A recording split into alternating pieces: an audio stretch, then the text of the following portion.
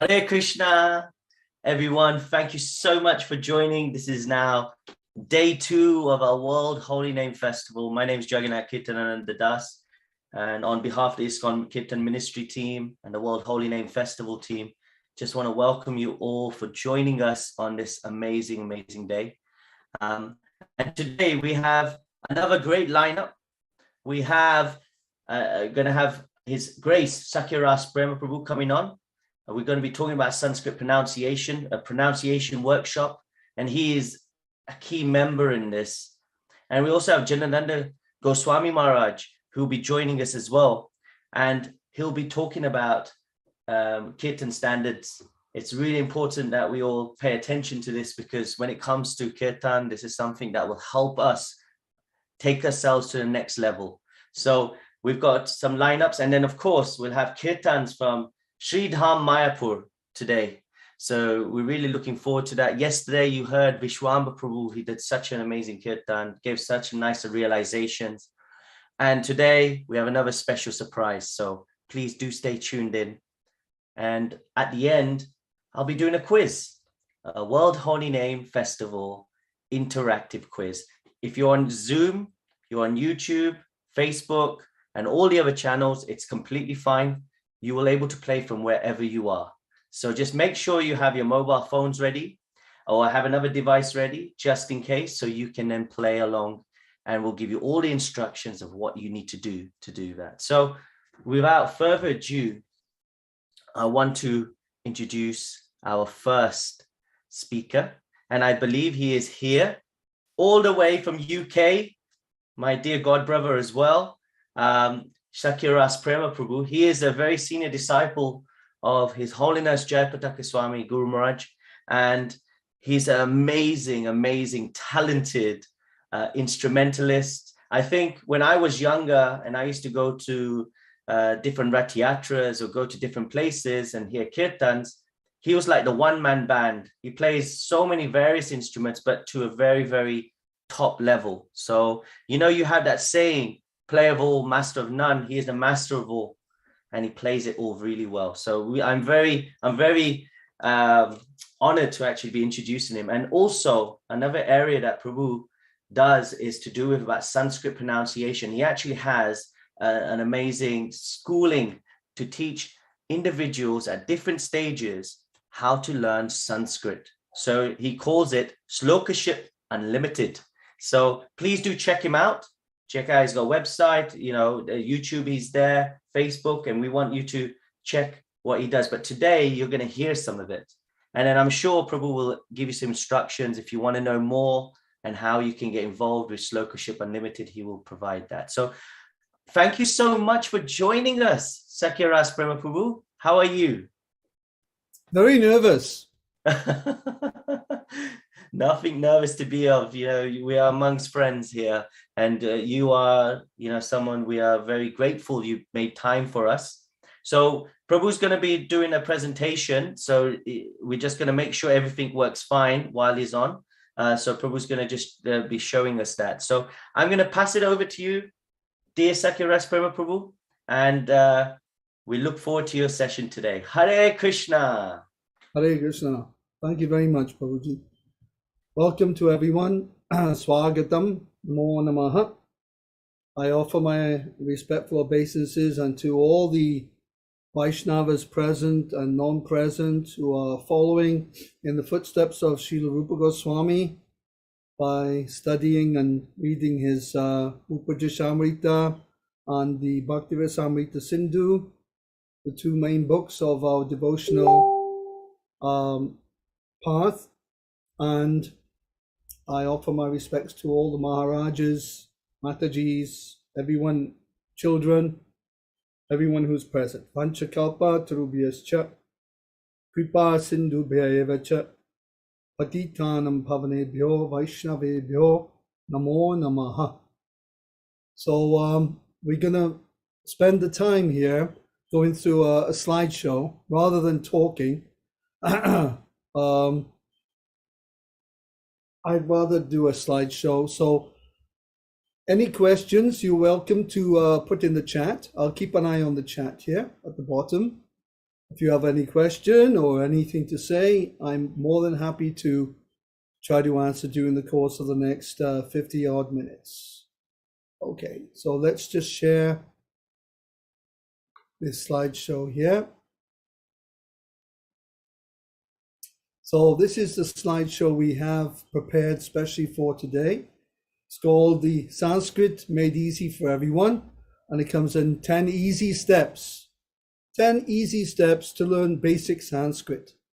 But before we do that, we'll look at some other aspects of the present situation within the ISKCON movement, and also other organizations as well. We offer respects to all the Vaishnavas, whether they're members of ISKCON or members of other Gaudiya Vaishnav Sampradayas or other Sampradayas, in fact.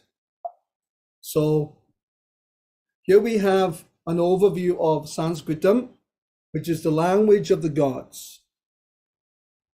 This is opening with Srila Prabhupada's quote here on what Prabhupada says about Sanskrit. He says, yes, Sanskrit is spoken not only on Krishna Loka, but also in higher planets of the demigods.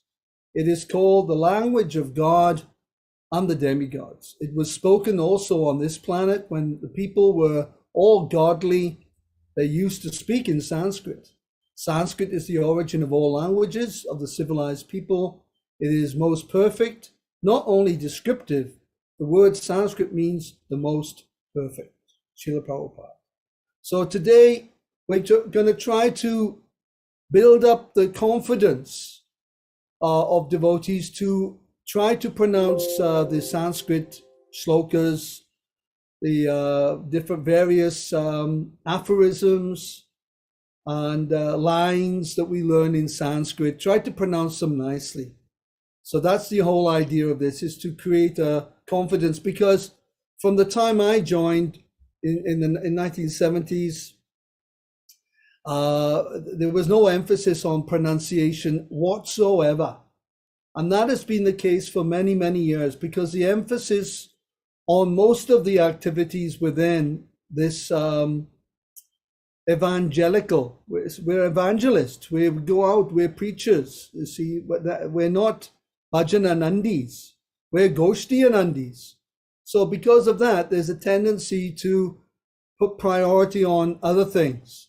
But there's got to come a time when we look at other priorities as well. And this is certainly an important priority. So here we have Bhashanam Janani Sanskrit Bhasha. Sanskrit is the mother of all languages. So I've started off with a warning from the Brihaspati Samhita. And this is a very important shloka taken from the 10th canto of Srimad Bhagavatam, which is the verse Yasyatma Buddhi Kunape Tridhatu Ke Swadi Kalatadrishi Bhoma E Jadi. So this shloka is taken from that purport, and it is a kind of a warning that we don't become absorbed in scholarly activities only. Agyata Bhagavad Dharma Mantra Vijnana Samvidaha Naraste Gokara Gneya Api Bhupala Vanditaha. Men who do not know the principles of devotional service to the Supreme Lord should be known as cows and asses, even if they are expert in technically analyzing Vedic mantras and are adored by world leaders. So just being a scholar of Sanskrit, being an expert reciter of mantras, that is not the principle. The principle is that we do it with devotional love. So the whole idea is that we learn these shlokas, we learn these verses to please Lord Krishna and to please Guru and Krishna. So I offer my respects to my Diksha Guru, Srila Jayapataka Swami Maharaj, and also to my beloved Shiksha Guru, my Param Shiksha Guru, Srila A.C. Bhaktivedanta Swami Prabhupada. So here's our introduction to Sanskrit. First of all, why speak Sanskrit correctly? Why bother? Is it important? Is it an over-endeavor to pronounce Sanskrit shlokas correctly? We are not grammarians or Sanskrit scholars. Why should we make the effort? Who cares whether the pronunciation is correct or incorrect? The main thing is to be able to quote Shastras and deliver the Siddhanta right. Is that right? Of course it's right at a certain time. This is the point. In the past, this has been the mentality of our leaders in ISKCON, not to speak of followers, the leaders ourselves, not putting emphasis on the actual pronunciation or learning a little bit about the grammar, etc. of Sanskrit. But now, this time after 50 years, ISKCON is well established now in the world. So it's wrong. It's a wrong mentality to have. Why? Maintaining a system of mispronunciation paves the way forward for future generations of the parampara of errata. Hence, there is need for change in the collective attitude towards our overall pronunciation of Shastric slokas. So this parampara of errata has been quoted by Lokanath Swami in his book Samskrito Charanam, which I bought a copy of this when Maharaj asked me to become more expert in pronunciation and learn Sanskrit. This is going back in 2019. I was driving him here in UK, and we were talking about shlokas, and I was reciting, and he said, your Sanskrit pronunciation is not very good. And I said, Maharaj, I've been quoting Sanskrit shlokas for years. He said, yes, but your pronunciation has to improve. I said, okay, Maharaj. He said, get my book and learn something. So I took the book, then I started taking lessons. And then COVID came along, and then I was taking lessons constantly for nearly 2 years. And I'm still taking my lessons from my teacher. So this is taken a quote now from the Sanskrit Charanam. And the reason I'm showing you all this is that I want to show the importance of learning how to pronounce the Sanskrit with love. Not correctly. It's not about being right or wrong. It's doing it with love. When you do something with love, with devotion, you do it very nicely. We don't go into Krishna's kitchen and start throwing things around. Oh, where's the hang? Oh, put the hang in. Oh, put the jeera. There you go. Oh, where's the potato? Oh, I'm not going to peel them all right. I'll half peel the potatoes. No, when we cook for Krishna, we cook with so much love and care and devotion, so that Krishna, everything will be very nice, beautifully offered to the Lord on the altar. Similarly, when we are speaking these beautiful shlokas, it's all about improving our standard of pronunciation with care and love. So Prabhupada's books have been the correct translation of Sanskrit words. They have all the correct transliterations, word for word, synonym, but the tradition of mispronunciation has been passed down by what we call the parampara of errata, and it's been continuing for many, many years. One cause for this tradition of incorrect pronunciation of shlokas stems from the early days of the movement. Now, in the early days, there were hardly any books in Sanskrit. Most of the books were in English, they were abridged, and even there was no songbooks or song sheets. Many devotees had to listen to other devotees singing the artis and the prayers, and they would have to guess it sometimes. So there's the famous devotee, one devotee was listening to the Mangal Arti prayer, Shri Guru Ashtakam, Vande Guru Shri Charanarvindam. So one day this devotee, somebody heard him singing, one day we'll all see Charanarvindam. One day we'll all see. Because this is called the Parampara of Virata. We're hearing, so in those days, we used to have to guess what the words were many times. And the same with Madanga playing.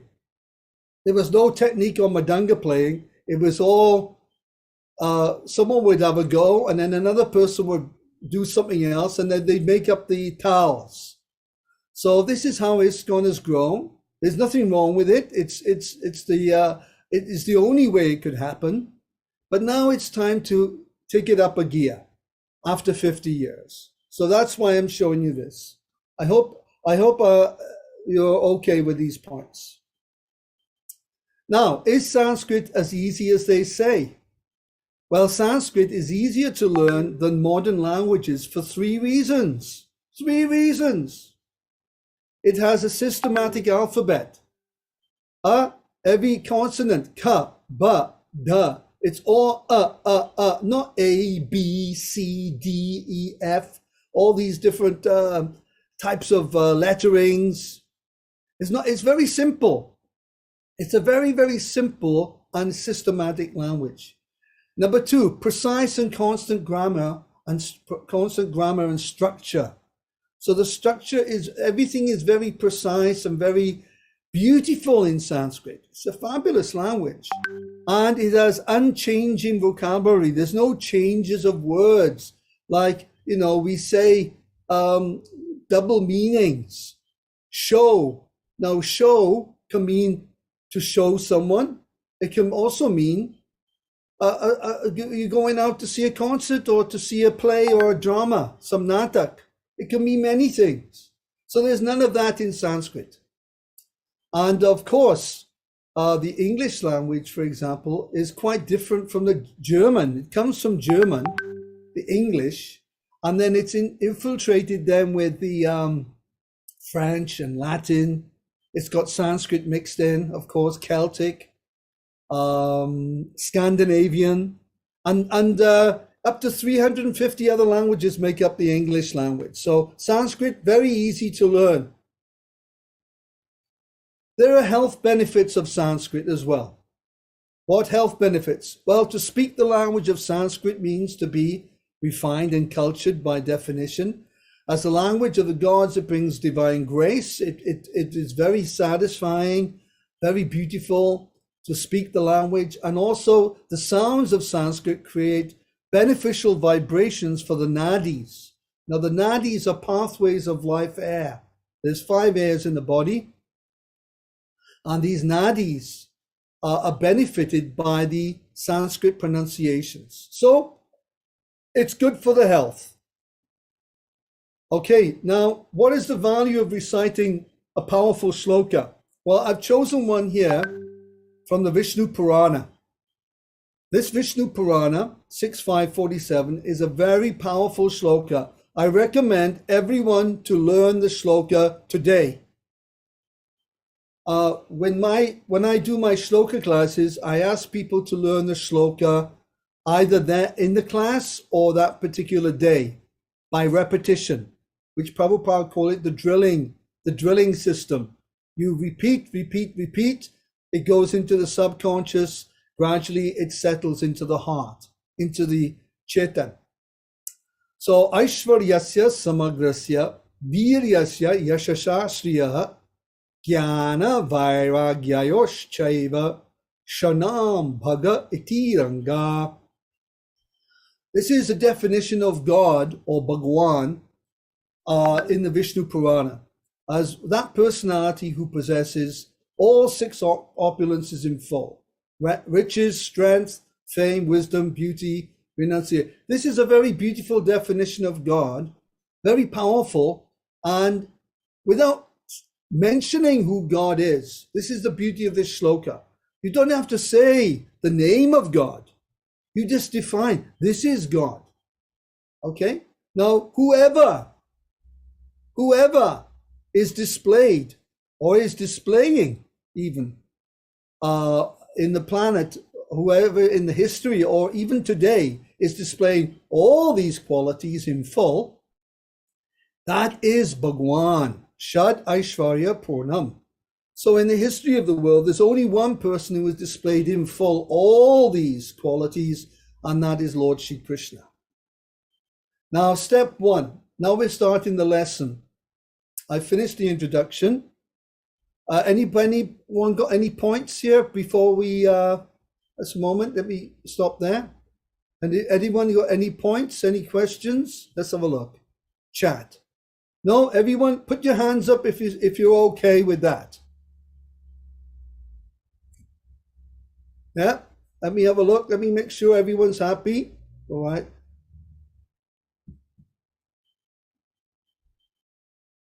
Yes, I can't see many faces there. There's a lot of people. Anyway, I hope you're all happy with that short presentation there. Okay. Let's go on now to the steps. These are the different steps. We got 40 minutes left. 40 minutes left. Okay.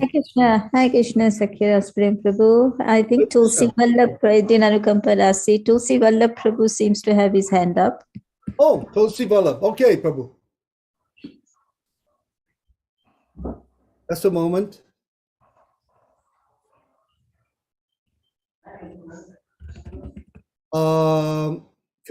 What, me? Turn my camera on? No, that was for Tulsi Vallabh Prabhu. Oh, for Tulsi, yes. Yes, Prabhu. Okay, I think he's apologized. It's fine. Let's lower his hand. Okay, all right. Well, it's good to stop for a moment to make sure everyone's happy. Okay, let's continue now.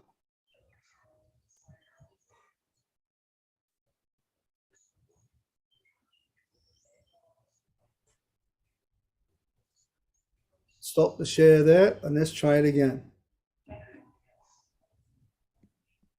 There we are. Okay, step one. For those people who are Europeans, now I don't know how many people in this group are Europeans or from the Americas, but we have had to learn Sanskrit the roundabout way, the indirect way. It's called IAST. IAST is the International Alphabet for Sanskrit Transliteration. And it has been working in the academic world, in scholarly circles, universities, colleges, etc., since 1912. It was founded mainly by British Sanskritologists, Sir Charles Edward Trevelyan, Sir William Jones, Sir Monier Williams. Now, they're all 18th, 19th century. We're going back to 1746 here with Sir William Jones, who was an Oxford philologer from Oxford University. And he established the Asiatic Society in Calcutta in the late 1800s. And he made very famous statements about Sanskrit. So all these people here and others, of course, are responsible for developing the IAST system, which is diacritics. That's when we have the English, Roman, Latin words representing Sanskrit with lines on top, dots, etc. So IAST is based on a scheme that emerged during the later 18th century by Sir William Jones and was developed later by Monier Williams. I have a dictionary by Monier Williams written in 1899. And it was formalized in September 1894 and then made worldwide standard in 1912. That's something about the system we follow. That's a statement by Sir William Jones about the supremacy of Sanskrit over Greek, Latin, Persian, Arabic, and other languages. This is a famous statement he made in 1786 in the Asiatic Society in Calcutta. You can look that up yourself on Google, Sir William Jones, and you can read it yourself. Step two, let's have a look at how we're speaking Sanskrit. We're using our phonetic instrument, our mouth. Here we have a description of very nice diagram of the mouth here. Notice the mouth is open wide. Can everyone open their mouth nice and wide, please? Nice and wide, as if you're eating a big rasgula. Big rasgula. This is a Sanskrit. This is how we speak Sanskrit. We open the mouth. We can't speak Sanskrit like this. You can't speak Sanskrit without opening your mouth. Hello, namaste. You have to open the mouth. So first of all, we have to know how to open the mouth and speak. So the biggest factor in practicing refined sounds of sound is to open the mouth. Okay? So for those who are lazy, like I have to sing a lot. So when you sing, you have to open the mouth. But some people very rarely open their mouth very wide. So Sanskrit, to speak English, for example, requires between 0.5 to 1 centimeter open, not much. You can speak English very, very closed mouth. But with Sanskrit, we have to open between 2 and 2.5 centimeters minimum. Try this for yourself. Let's have a little go here. Let's do a akara. Now, akara is the dirgha akara. Dirgha means long. Long ah. Now, let's do a long ah without opening the mouth much. Ah. Okay, there we are. Ah. Now, let's do a ah, opening the mouth nicely. Ah. See the difference? So first of all, before we even learn Sanskrit, before we even go there, we have to use our mouth properly. We have to learn to use the mouth. Opening very nicely and speaking with boldly. Sanskrit is a bold language. We speak it. When Prabhupada quoted the Shastra, he quoted very boldly, very confidently, because Shastra is perfect. Cave of the mouth. This is a little diagram here of the mouth showing the different positions where different letters and words will come from, padams. As Prabhu, Tulsi Prabhu made a very nice, Tulsi Vala Prabhu made a fantastic presentation yesterday. I could not present such a detailed explanation as himself, but I'm coming in from a slightly different angle here. So first of all, there's the guttural, the ka, from the back of the mouth here, kantyaha. In Sanskrit, it's called kantyaha. Kanta is, as we know, kunti. We wear kanti mala. Kanta is the neck. So ka, ga, ga, nga. These are the 5 letters coming from kantyaha, from this part of the throat. Here, down. They are guttural sounds, and the ka is aspirated with breath. I'm not going to go over it again because Prabhu covered these points very nicely yesterday. So we are looking at the kantyaha, then palatal, talavyaha, cerebral, murdanya, coming from the middle of the mouth, upper palate, and then the dental, ta. We've got ta, da, sa. These are all dental sounds, and labia, which is the labial, is the ostia from lips, pa, ba, ma, etc. So this is how we learn Sanskrit, the basics. And of course, those who speak Hindi, Ansapu speaks Hindi here. Hindi Basha Walas. Okay, so Hindi Basha.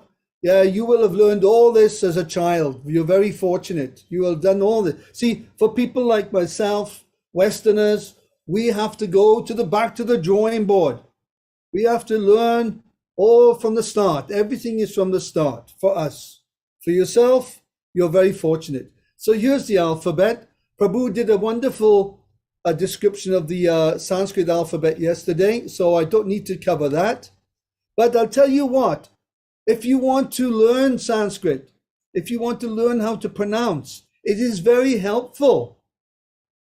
I must say, it is very, very helpful to write it down. When we write it down, when I started writing the Sanskrit myself, I found that I was very enlivened. First of all, how easy it was. Number one, I was surprised how easy it is to write Sanskrit. Number two, after a few months of writing, I had that stark realization that I've done this before in another life, in another time. It just came to me. Oh, I've done this before. I've written this language before. That gave me a lot of confidence, a lot of enthusiasm to continue. So I encourage everyone here, if you haven't written any Sanskrit, of course, if you're writing Hindi, it's very similar. But if you haven't written any Sanskrit, have a go, practice writing a few letters, maybe some of the swaras, or there could be vyanjanas as well, the consonants, but swaras are very straightforward. We'll have a look at those.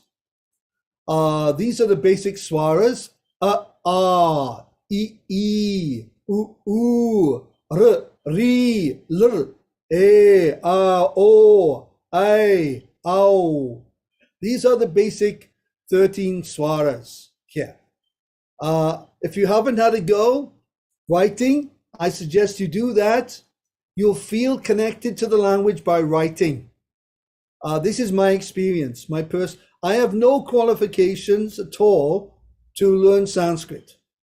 I am a novice, but by writing, I found that it helped me a lot to connect to the language. Okay, and when we connect to the language, another point is, my dear Prabhus and Matajis, and if there's any Maharajas there, my other point is, by connecting, I felt that my pronunciation was naturally developing, naturally, without even thinking about it. Even with minimum effort, I was finding, now I understand. There's so much difference. Of course, some of these swaras, they're similar, like that they're homogeneous. They're homogeneous sounds. They have the same sound. Ooh, they're just a bit longer. But is different. Ri, Lr. And then we have the diphthong sounds. Now, the diphthong are the 4 vowels that are connected with another padam or letter. So therefore, they're called diphthong. And they're all dirga. Dirga matlab, it means long. Dirgaha. They're dirga swaras. E, I, O, ow. E, I, O, ow. They're all long swara, naturally long. So whenever we see these in a word, if they're coming up in any padam, we naturally will prolong them. Naturally. Okay? They don't have to have any other line on top in the diacritic.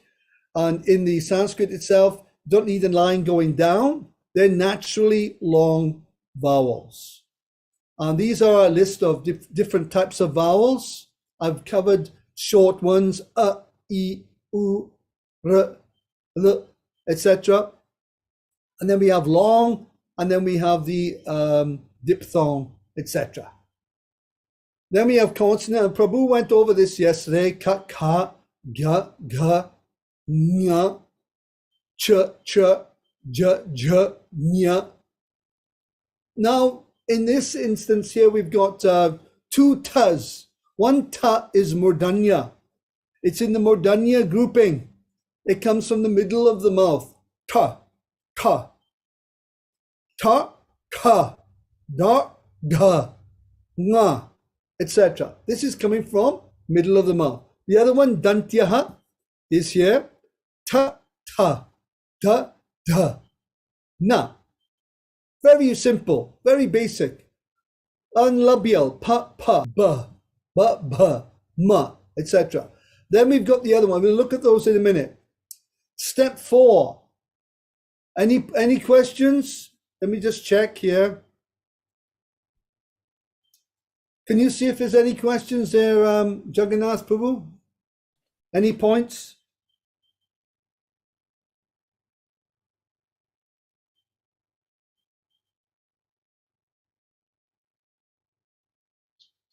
No, No nothing. questions. Sorry, no questions. I was on mute That's all right. myself. Yeah, because we have to respect the audience is everything, you see. As Mahatma Gandhi used to say, the customer is everything. So you audience, you are the purpose why I'm here today doing this. So that's why I'm concerned about whether you have questions or points. Now, I'm not saying that this presentation is going to be perfect because I'm not a Sanskrit scholar by any stretch of the imagination. But I've learned the basic things that are important in Sanskrit. And from there, we can learn. We can develop as far as we want to go. Some people may only want to learn a little bit. Some people may want to learn a lot. But we should all want to learn something. As Chaitanya Mahaprabhu here in the form of Nimai Pandit was teaching his students Sanskritam in Nadia.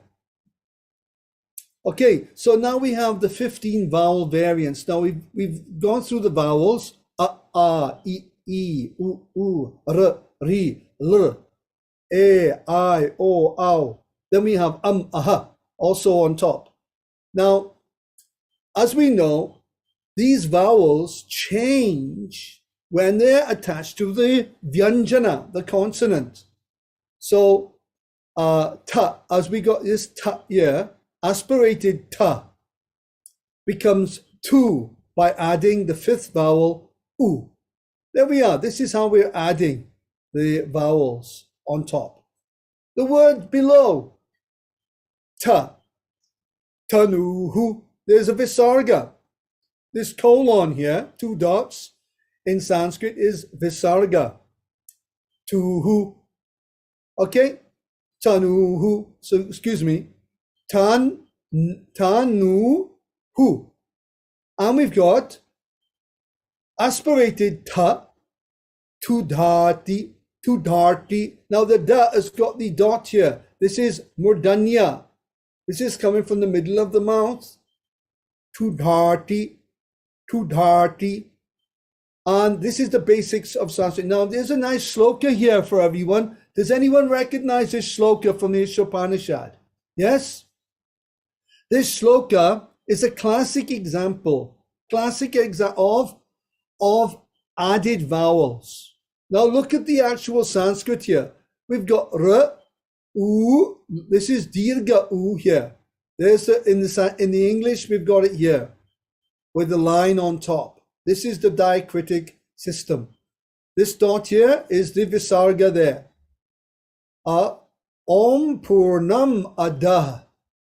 Purnam Idam. Purnat Purnam Udachyate. Comma. There's our comma. Purnasya Purnam. Purnam Adaya. Purnam Eva Vashishyate. Full stop. So we can see all these added vowels here, these extra vowels added, r, u, etc. in this very nice example of added vowels to the actual shloka. This is a very nice one. Does anyone know this shloka? Oh, ask Prabhu, can you ask Mataji to recite it for us? Mataji, put a hand up there. Yes, let's do that. So let's go on, Mataji. Have a go. Show us what you can do. Let's just have a look. Can we just unmute Mata, please? Yes, Prabhu. Hare Krishna. Yeah. Hare Krishna. Hare Krishna, Prabhuji. Yes, we can hear you. Thank you. Please do. Om. Okay. Om Purnamada Purnamidam Purnartha Purnamudachyate Purnasya Purnamadaya Purnam Eva Vashishyate. Oh, give her a big clap for that. Oh. Haribo. We have a Pandit amongst us. So naturally, she was a bit nervous, like we all are. We all get nervous. But she was adding the dirgha akara there when there was no long vowel. And this is common. This is our common problem. Om purnam adha purnam idang purnat purnam udachyate udachyate udachyate purnasya purnam adaya adaya purnam evavashishyate.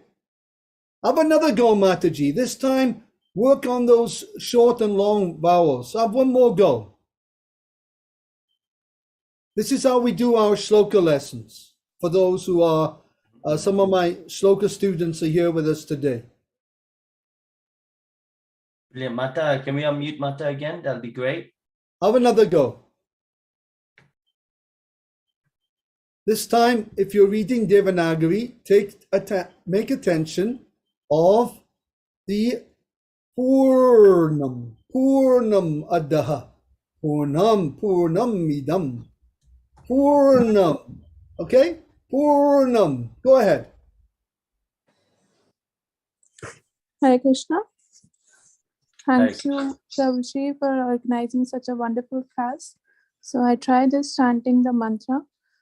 Thank you. Om, Om Purnamada Purnamidam Purnat Purnam Uduchyate Purnasya Purnamadaya Purnam Eva Vashishyate.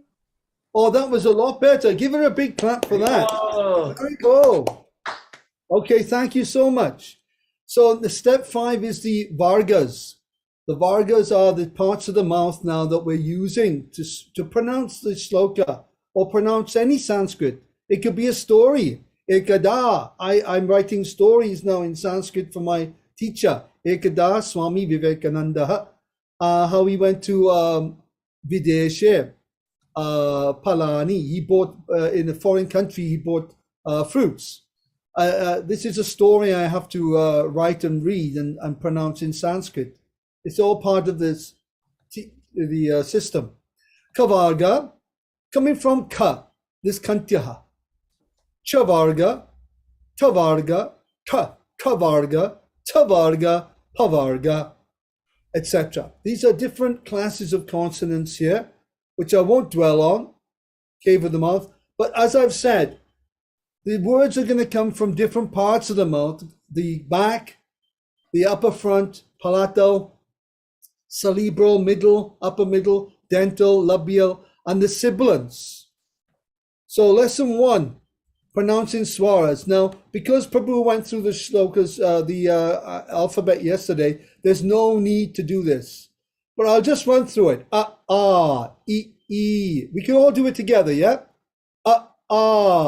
E, U, R, Lr, A, O, Ow, Aha. These are short vowels. Okay, phonetic groupings. All right, we've gone through it again and again. Katyaha at the back, Talavyaha, Murdanyaha in the middle, Dantyaha. These are Oshtyaha with lips. These are the different ways now of pronouncing where the letters are coming from in Sanskrit. Once we learn the groupings and once we learn the basics of how to speak the letters, then we can do it quite effectively by practice. Here's the map of the Sanskrit mouth. Here's the cave of the mouth again. Step 6, the Ushmanas. Ushmanas are 3 sounds beginning with sa. The first one is sha. This is Murdanyaha, as Tulsi Vallabha mentioned yesterday, Prabhu.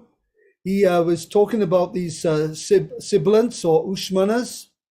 And the sha is coming from the middle, Murdanya, the middle here. The tongue is going back to the top of the mouth. Sha. Sounds like sprechen, this sound. Then we've got sha, as in ship, okay? Or Shiva, sha. Then sa. Sha is coming to Lavyaha. from another part of the mouth here, sha, using the lips and the tongue. And then sa is very dental, sa, like same, or sumaduram. Details about Ushmanas, we've already gone through that, so there's no need to dwell on it. Let's do a nice shloka here. This is a practice now. This is a lesson for us. This is Bhagavad Gita 2:11, Lord Krishna's first instruction to Arjuna. The very first time Krishna steps up and says, hey, this is the way it is, Arjuna. This is it. This is where Krishna begins his instruction after Arjuna has submitted himself as his shishya. Shishyasteham sadi mam tvam papanam. He says to the Lord, now I've become your devotee, your servant, your shishya, your disciple. Please instruct me. Please guide me. The Lord now speaks. Now this is an example of all Ushmanas in one shloka. Shri Bhagavan Uvacha Ashochan Anvashochastvam Pragyavadhangscha Bhashase Agatasungscha Nanusochanti Panditaha. Okay, anyone would like to have a go at this now? Another person. Anyone? Hey, Jagannath, would you like to have a go at doing this one, Prabhu? I would give it to somebody else if you don't mind, Prabhu. All right, go on. Have some hands up actually. Krishna Kishore, Prabhu. Hare Krishna. Yes, I would Go like ahead, to. Prabhu. Shri Bhagavan Uvacha Ashochananvashocastvam Pragyavadascha Vadanscha Bhashase Gatasuna Sushcha Nanushocanti Panditaha. Oh, give him a big clap for that. Okay, that was like a 5 out of 10 for that one. But never mind, that's a first attempt. Anybody else wants to have a go? Make it improve. Can Yes, make we have also, we had Krishna Kishore Prabhu had his hand up. Okay. Try. Yes, there he is. Krishna Kishore. Bolo bhai. Please go ahead, Krishna Kishore Prabhu. Hang on. Let's just make sure he's unmuted. I just recited, Prabhu. Oh, we didn't hear it. We did not hear. You must do again. Okay. Shri Bhagavan Uvacha. Is it audible now? Yes, Yeah. we are. Yes. Shri Bhagavan Uvacha Ashochananva Shochastvam Pragyavadanscha Bhashase Gatasuna Gatasuscha Nanushocanti Panditaha. Okay. Now, have a listen to this. Now, I'm not expert. I'm not saying I'm doing it perfectly, but have a listen to the way I'm doing it with reference to the different dirgha. Yeah. Prabhu, there's 2 more people, unless you got other examples. Do you want to let them wait? Alkamata. Okay, go quickly then, because we're running out Yeah. of time, of course, but have a go. Alkamata, you want to try? Please go ahead. Prabhuji. Hare Krishna. Shri Bhagavan Uvacha Ashochan Vashochatsvam Pragyavadansha Bhashase Gatasuncha Nanushocanti Panditaha. Okay, very nice. And one more person then. Yes, one more. We have Shamalangi Mataji. Please go ahead. Hare Krishna. Thank you, Prabhu. Shri Bhagavan Uvacha Ashochayan Anavoshachastvam Pragnavadamscha Bhashase Gatashuna Gatashumscha Nanushocanti Panditaha. Okay, now let's ask one of my students who have been learning the shloka to do it, and then they'll show you how we're doing it in our shloka group. Who's here from my group? Let's have a look. Please raise your hands. There we go. We have Ganesh and Nitai Prabhu. Ganesh Rai. Okay, Ganesh Rai, Prabhu. Go ahead, There we Prabhu. go. Hare Krishna. Thank you, Prabhu. Yeah. All right. Shri Bhagavan Uvacha Asocyan Anvasocastvam Pragyavadam Shabhashase Gatasun Agatasumscha Nanusochanti Panditaha. Okay, very nice, Prabhu. Thank you. And Pinky's here. Why don't Pinky have a go too? Okay, I'm muting Pinky. Hare Krishna. Hare Krishna. Shri Bhagavan Uvacha Ashochayan Anvashocastvam Pragnavadanshcha Bhashase Gatasunshcha Nanushocanti Panditaha. Very nice. Okay, that's lovely. Shri Bhagavan Uvacha. First of all, there's no separation between Uvacha. Shri Bhagavan Uvacha. Ashochan Anvasochastvam Pragyavadangscha Bhashase Gatasungscha Nanu Shochanti Panditaha. Panditaha means many pandits. Panditaha means one pandit. Ek pandit. Panditaha, many pandits. Panditao, two pandits. So these are the different sections of words. Thank you very much for your joining in there. Here's our full stop. Here we have the words, this is the word bhashase. Bhashase. Bhashase, comma. Panditaha. Panditaha, full stop. For those who don't know, this is the comma, this is the full stop. Step 7, the sandhis. So we're going to look at the visargas. There are 5 main sandhis here we're looking at, but we're going to look at the visargas now. So as we know, visarga is very important in Sanskrit. It's very, very important to understand how it works. So here's some examples. The word Ramaha. Ramaha. First of all, we've got Dirgha Akara at the beginning. Ramaha. And then the aha is short. Ramaha. This is a name for Lord Rama. Okay, Ramaha. Or a boy called Rama. Doesn't matter. Then we've got Ramaha. Dirgha Akara is at the end. Ramaha, Ramaha, Ramaha. Ramaha is the lady's name or name for Lakshmiji. As they say, Samsar Sukhi Hoy, Ramani Gune in Bengali. Samsar Sukhi Hoy, Ramani Gune. So Ramaha, Dirgha Akara at the end. Harihi, short. Harsva. Harsva means short. So now we've got short swaras. Harihi. There's no dirghas here. There's no long. Everything harihi. But the visarga is there. Here's the visarga. In this case, the visarga is represented by a dot under the H. Here we have ah. Now we've got diphthong vowels. A, I, O, Au. A, I, O, Au. Gauriyaha. Naturally, they're long. Dirgha. Gauriyaha. And finally, Shambhuhu. They're all Harasva. All very short. Shambhuhu, which is a name for Lord Shiva. Okay, so this is a little example of the visargas, how we pronounce them.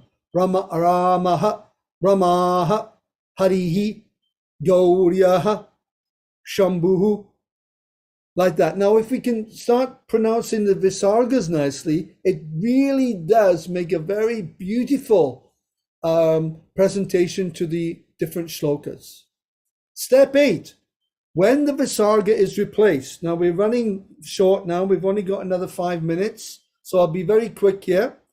When the visarga appears before a ka or ka, it is changed to a jiva mulya visarga, which is a h without the a. It's simply the breath. Before a pa or pa, it is changed to the upadmaniya visarga. And then when it is in front of a S or a sha or a sha or the Ushmana, it becomes lopa, which means it's dropped or disappears. Look at some examples. These are examples, more examples of Visargas here. This is Upadmaniya here. Upadmaniya is when you replace it with the F sound. So here we have a pa and a pa. And we've got kaha. Kaha, pachati, at the bottom here.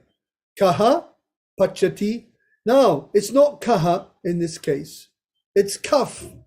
Kaf pachati. When there's a pa following the visarga, it becomes a fa. Kaf pachati. And this one, fallati. This is kaha, kaf, kaf, pallati, like that. Okay? And this is how it looks when we write it in English.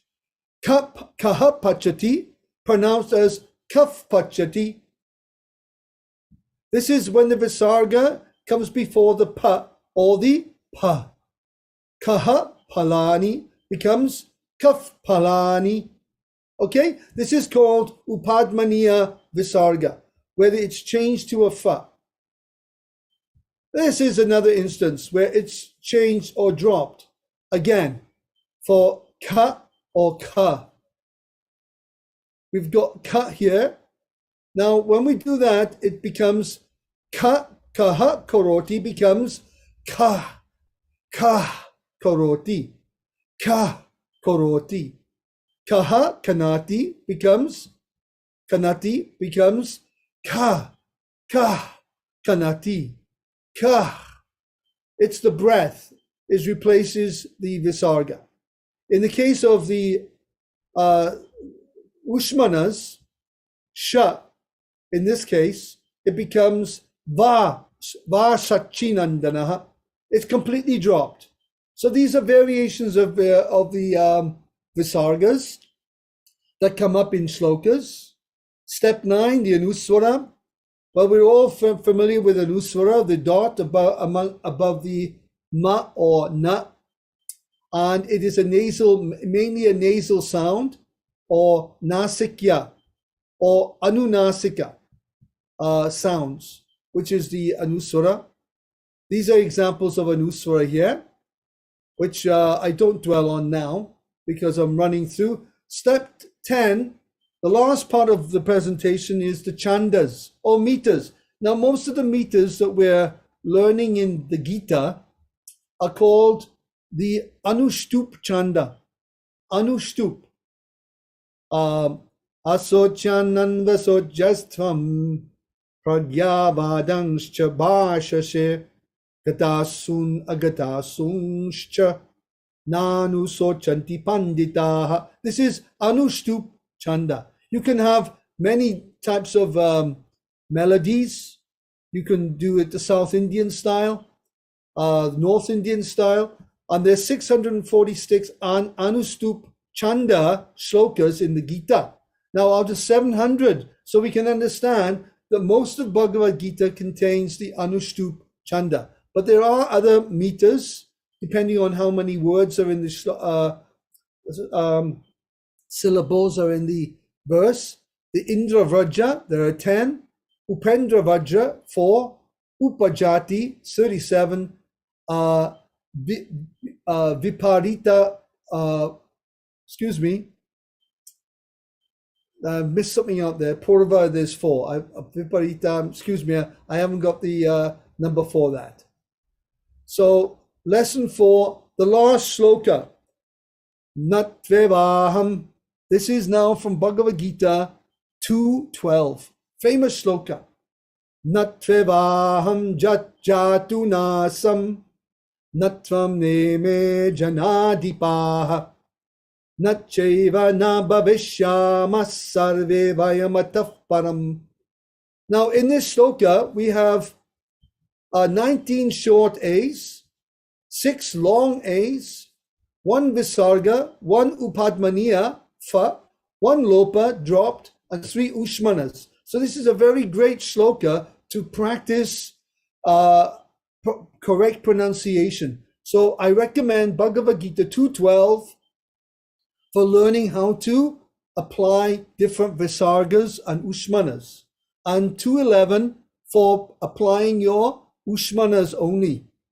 Srimad Bhagavatam, we're coming to the end now. So Srimad Bhagavatam, we read that regularly, but do we know how to pronounce it? Srimad Bhagavatam, Srimad Bhagavatam. A lot of people don't know how to pronounce Srimad Bhagavatam. A simple thing, Bhagavad Gita, Bhagavad Gita. This is the Bhagavad Gita, Srimad Bhagavatam. So thank you very much. Anugrihitosmi. Anugrihitosmi. Thank you very much. And Purnardarshaya. Purnardarshaya. Goodbye to everyone. Hare Krishna. Amazing, amazing. Wow. Prabhu, if you could stop sharing the screen. Thank you so much. Dear, dear, dear. Our Shloka Unlimited, Shloka-ship Unlimited guru here. And it's so amazing that he has come on. Thank you so much for taking us to those detailed steps. And also your students who joined on as well. Ganeshra and Nitai Prabhu and I think Pinky Prabhu Mata as well. Thank you all. And everyone that got involved. This is what it's about. It's more of a practical learning to help us up our skills. And you have just demonstrated to us that today. So thank you. Thank you, dear Prabhu. So if you want to know more, please do check out Shloka-ship Unlimited. You can see it. Just type it in on Google. You can go on YouTube, Facebook, check out Prabhu. So, and now we do have our dear Janananda Goswami Maharaj who has joined. We're so lucky. There is Maharaj, he's there. He's coming out very clear. We see you very nicely. Thank you so much, dear Maharaj. Maharaj does not need an introduction. People know Maharaj, but still, I'm very, very happy and honored to introduce him because he was born in the United Kingdom, the same as me. So I'm very lucky he's here. And he also took initiation from Srila Prabhupada in 1972. And he's held various positions in ISKCON and served Srila Prabhupada in various countries. Notably, you've got United Kingdom, you've got Africa, you've got Europe, the Philippines, and New Zealand. And His Holiness is also a very exalted devotee. He travels and preaches all over the world. And he's actually the main driving force behind the World Holy Name Initiative. He's one of the people we look up to and who has really been there, our backbone. And he's also the member of the Kirtan Standards Committee. So there's no one better to speak on this than Maharaj because we needed him. And for me personally, I spent some time in New Mayapur Dham, where he's really trying to push the temple there and trying to bring up. And so if you've not been to France and not been to New Mayapur Dham, I'm going to urge everybody, please check it out. Please support them. And let's all get together to make sure we can keep that beautiful place going for thousands of years. So, Maharaj, thank you. Today, the topic is, of course, Kirtan standards. And we're going to have a plethora of these topics, but since it's Janananda Goswami Maharaj is on, we want to start it off with the resolutions that were put in by the GBC. And Maharaj is going to be speaking about the Kirtan Standards Committee, how it was formed, and some more and any realizations he has. So if there's any questions, do put your hands up and we will make sure we try and keep this interactive. We are, Maharaj, not just on Zoom, we're on YouTube, we're on Mayapur TV and Mayapur TV, YouTube, Facebook, and some other channels. So some of the members may not be on here, but I'm hoping if you want to ask your question, please do come on to Zoom. Hare Krishna, Maharaj, over to you. Thank you, Jagannath. Can you check if the sound is okay? Can you hear? Sound is good. Sound is very good. Hare Krishna. Well, thank you very much for that introduction, and we're privileged doing this on this very auspicious day, because today is a very special day when Srila Prabhupada compiled one of the most profound pieces of literature he ever produced, in one sense, the Markandeya Bhagavat Dharma, when the Jaladuta was docked in Boston. Today is the anniversary of that event. Today also the ship sailed from Boston to New York for Srila Prabhupada's fulfillment of his mission, which was also 100 years ago when he received that instruction from his Guru Maharaj to preach Krishna consciousness in the Western world. So today's subject matter is a bit of an overview, you could say, of the Kirtan standards in ISKCON.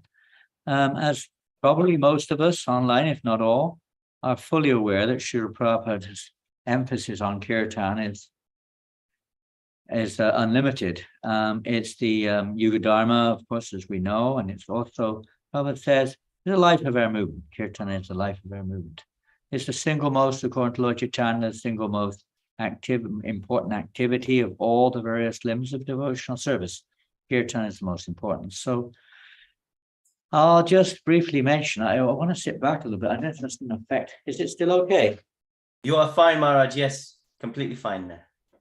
I'm kind of leaning forward, so I know on the seat.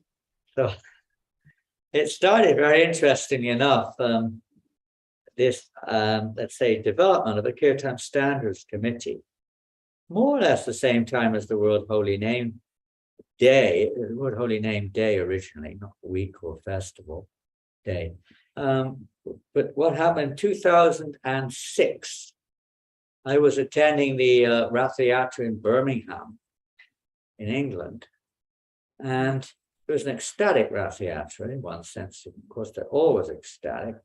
I was in the middle of the kirtan, and I won't mention who, but there was a certain group of devotees who were very, very enthusiastically playing extremely loud. It wasn't even madungas, they're instruments from Punjab. They're like enormous, about this big. Boom, boom.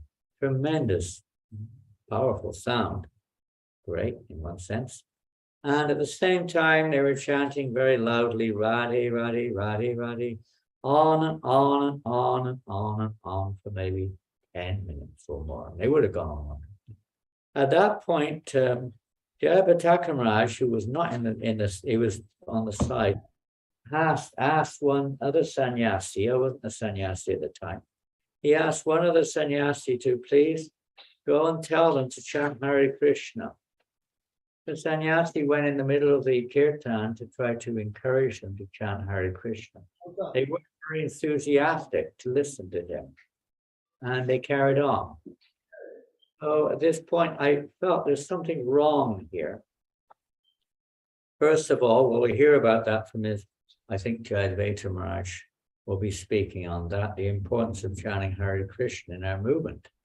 But first of all, that's one thing. Secondly, we wouldn't do that. You'll hear about that from Hari Sori Prabhu.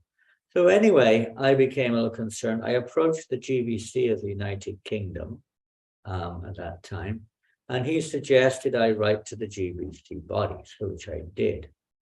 So then at the 2007 Mayapur festival, I happened to be there. If you want to get called into some kind of responsibility or committee or anything, just go to Mayapur for the festival, and you've got a good chance of being roped in if you make any suggestions.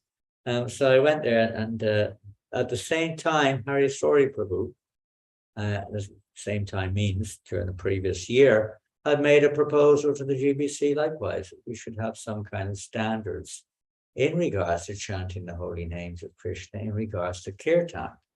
Now, kirtan in general includes hearing, singing, dancing, and musical instruments. That's the primary aspect. There are many other aspects regarding, but I was particularly concerned about this musical instruments and what we chant during kirtan, especially on a public parade and so on and so forth. That's the subject others would deal with. So then at that Mayapur festival in 2007, I was about to take sannyas there that year. And the GBC took out these two proposals, more or less proposals from myself and from Hari Sori Prabhu. And they decided that we would form a Kirtan Standards Committee. but who will be in the committee? And I remember one of the GBCs came up to me and said that we received your proposal, one of Hari Sori Prabhu's proposals. We want to form a committee. We want a chairman for the committee. We asked many devotees. No one wants to be the chairman. Would you be the chairman? And I said, let me know. I'll let you know tomorrow morning. I thought about it overnight, and I thought, well, if anything's going to happen and no one else seems to want to do it, so I volunteered. Okay, rightly or wrongly, I volunteered to become the chairman, and then the GBC formed a committee because they could see that they were all over ISKCON. It's a natural thing, after Srila Prabhupada time when he was with us, but gradually different types of divergences tend to take place, even philosophical, but in practices too. So therefore, it's important to keep at least some guideline there to help those who, are serious to continue to do things the way that Srila Prabhupada wanted or showed us how to do. So the committee was formed particularly. Can you hear me? Jagannath, can you hear me? Yes, we can hear you, Maharaj. We can hear you fine. Okay, so then the committee was formed, and there were the original members of that committee. It developed over the next few years. But the original committee was called the Kirtan Standards Committee, or KSC for short. And it consisted of, I was supposed to be the chairman. And part of the other members of that committee were Hari Sori Prabhu, Bhakti Vikash Swami, Lokanath Swami, and Jogajeevan. That was the original committee. There's only the 5 of us. It grew a little bit. Aniruddha Prabhu kind of came in because he's a GBC member, not a member, but a deputy of the GBC, who deals with various proposals and resolutions and so on. So he's brought in as a kind of a link with the GBC itself. And we also had Shivaram Swami and Jayadvaita Maharaj as consultants, although there wasn't too much involvement of those 2 great souls over the years, but they were officially consultants in this committee to develop clear standards and guidelines for kirtan within ISKCON. That was the idea, standards and guidelines.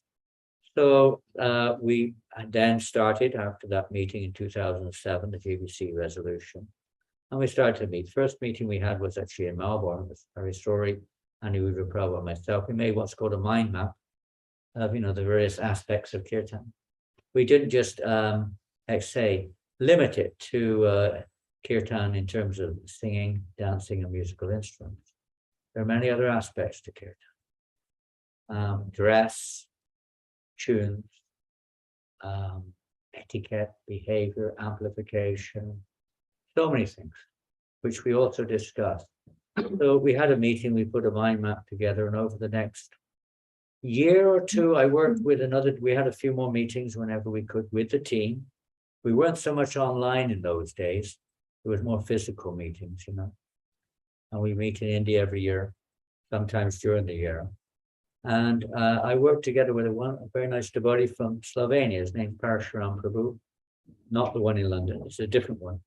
And we worked on compiling like a manual. It's not a manual in terms of the guidelines or anything, but just a manual with every single quote we could find, practically speaking, relevant quote, that is, on kirtan.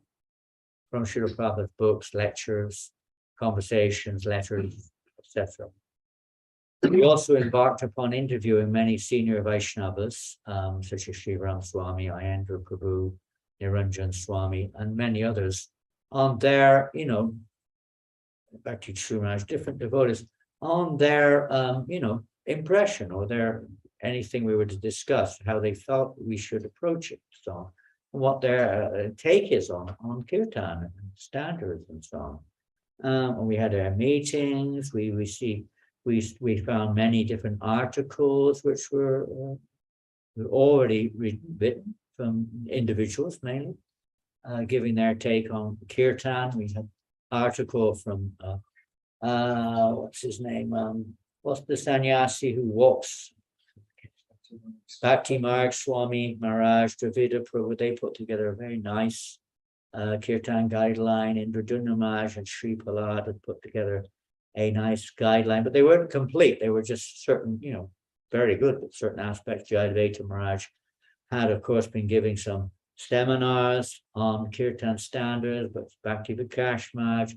I was editing one book of his, proofreading on Vaishnava etiquette. It's never been published to this day. A large section, maybe 50 pages long of that, was on Kirtan standards. And we had Danivar Goswami, who had also written on Kirtan standards. Later on, others like Chandramauli Maharaj had also put, there were many others. We got Harikesh Swami had put together some Kirtan manual, but an article on Kirtan standards, which he's heard from Prabhupada and so on. We took all these things as different evidences into account. We even studied historically, to some degree at least, the history of Kirtan, Gaudiya line. We looked at various writings of Bhaktivinoda Thakur and others, and certain aspects there which gave clarification to some areas which may be a little gray. And slowly started to kind of formulate a whole, like this whole dossier. It was over 200 pages long, this manuscript, which we did with various quotes, still available. It's not something we make public because, you know, there are quotes this way, quotes that way, so many things. Because we found that Srila Prabhupada, you know, one thing we have to understand in our Krishna consciousness movement, it is mainly, let's say the majority of the devotees are still at grassroots. They're still at the beginning stages. As one evolves in Krishna consciousness, then it's expected that certain standards or certain, let's say, performance or practice of devotional service will develop, will mature. And there may be a different, like in the Vedic literatures, there are different directions for different persons at different stages of maturity or development. The same in Kirtan, there are different standards. But in the beginning, we see when Srila Prabhupada was in New York, the standard were practically nothing much, except for just try not to play your instrument out of tune so that it ruins the Kirtan. But any instrument goes, and you know, it was very simple. There was no question of dress code or even etiquette was not very significant in those days. Even tunes, well, Prabhupada was sometimes quite flexible on tunes also. Whatever was favorable almost. But musical instruments, as we saw when temples started to develop in our movement, deities were installed, devotees were initiated, the movement was growing more and more and more. Prabhupada began to, let's say, mention and direct, give guidance on various standards. Now we could go through those, but other devotees will be dealing with these various standards over the next week or so. But there are many which were not, let's say, completed, and I'll mention a few of those. So what we did, we also looked at dress and pronunciation. We just had a nice Sanskrit pronunciation course by, I don't know who it was by, one wonderful devotee. But that was also another aspect of our discussion, pronunciation, because many times devotees, you know, they sing for years on end, and Krishna understands. And Krishna understands the heart, you know. It's really the heart that counts. But still, we should try to do it nicely. I mean, a typical example is that, you know, like devotees sing, even Prabhupada's pranams, Namaste Sarasvati. We hear it so many times. It's not Sarasvati. It's not the goddess of learning. It's Sarasvati. Different. Srila Bhakti Siddhanta Sarasvati. It refers to him. Anyway, many things like that. Different types of little pronunciation. I'm not a Sanskrit scholar or a Bengali scholar. Maybe someone else will introduce that over the next week or two a little bit. I don't know, maybe not. It's not the major issue. But ideally, the whole purpose of this committee is not to restrict, is not to, you know, let's say dishearten devotees from enthusiastic kirtan or ecstatic kirtan. But what is the essence? How is kirtan or glorification of Krishna? What really is the is there a possibility of stopping that? So you come on here. We're in the tropics over here in Dublin. It's so hot that everyone can hardly bear the heat here. The heat is wet. We've just been out 2 hours on Harinam Sankirtan, maybe that's why. Anyway, it's not that the Kirtan Stance Committee is to facilitate the awakening of Shuddhanam, or pure devotional service. Now, as I said, I interviewed personally Indra Prabhu, who's of course a great exponent of the prime and practically the only principles to chant purely. And we realize that, or to chant constantly, Kirtaniya Sadahari, or to chant in a humble state of mind, whatever it may be. This is obviously the point. There's another, you could say another take, but to facilitate this, the growth of, we can't do kirtana or constant chanting unless there's humility, tolerance, and respect for others. So the primary respect, the primary, let's say, understanding of humility. What is humility? We can define it in various ways. But on the spiritual path is putting aside, Hare Krishna, what I think is right. I like this, I like that. You may be seen as very humble, liking what you like, but that's not the point. The point is humility is like Arjuna. Some people think he was humble for not fighting, but no, he was humble when he fought. Why?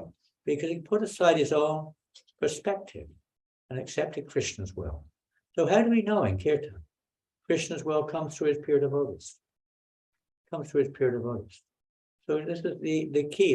The bottom line, you could say, of our whole procedure in trying to develop guidelines, not the bottom line, the main line, was would you do this in front of Srila Prabhupada? Would you do it? Now you'll hear more about that when it comes to instruments, or when it comes to dance, or when it comes to radhis, or whether it comes to chanting 101 mantras except for Hare Krishna. You'll hear that. But it's an important point, because we can chant Bahujama Karyari Shravana Kirtan millions of lifetimes. You won't get the love of God as long as there is some offense, isn't just some direct offense. Please turn off your mobiles, or put them on airplane mode, or whatever you call it. It's a guru avagya is to disobey the spiritual master or displease the spiritual master. Third offense against the holy name. And this is the case, and it's not a difficult thing. Those who are personally present with Srila Prabhupada could see that Prabhupada would stop the kirtans quite strongly sometimes when there was something which was either incorrect or out of place. According to the situation you're in, people will get the wrong impression, and they imitate. I was in Malaysia. I spent a lot of time in Malaysia, and one time I wasn't there for this, but the devotees came and said, "Maharaj, the devotees in Penang on Harinam chanting Nitai Gaur Radhe Shyam Hare Krishna Hare Ram." Now, many of you don't know what, but this is specifically a mantra Prabhupada said we should not chant. It's called Rasa Bhas. It's not actually correct according to our particular parampara, according to our acharyas. It's incorrect mixture of relationships. Kirtan is not just a good time of rocking up. It's actually glorification of Krishna appropriately to his pleasure. The Kirtan Status Committee in reality is to try to increase the pleasure of the Lord and help devotees to advance in their Krishna consciousness.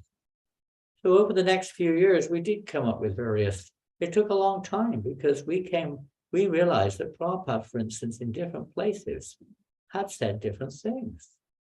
He'd written different things. Some things were obvious, some things were very clear. For instance, it was very clear that Prabhupada said, for instance, at Mangalarti, that the tune for Samsara Dava was, he even sung it. He said, I've got it right in front of me. I'm not going to play it now.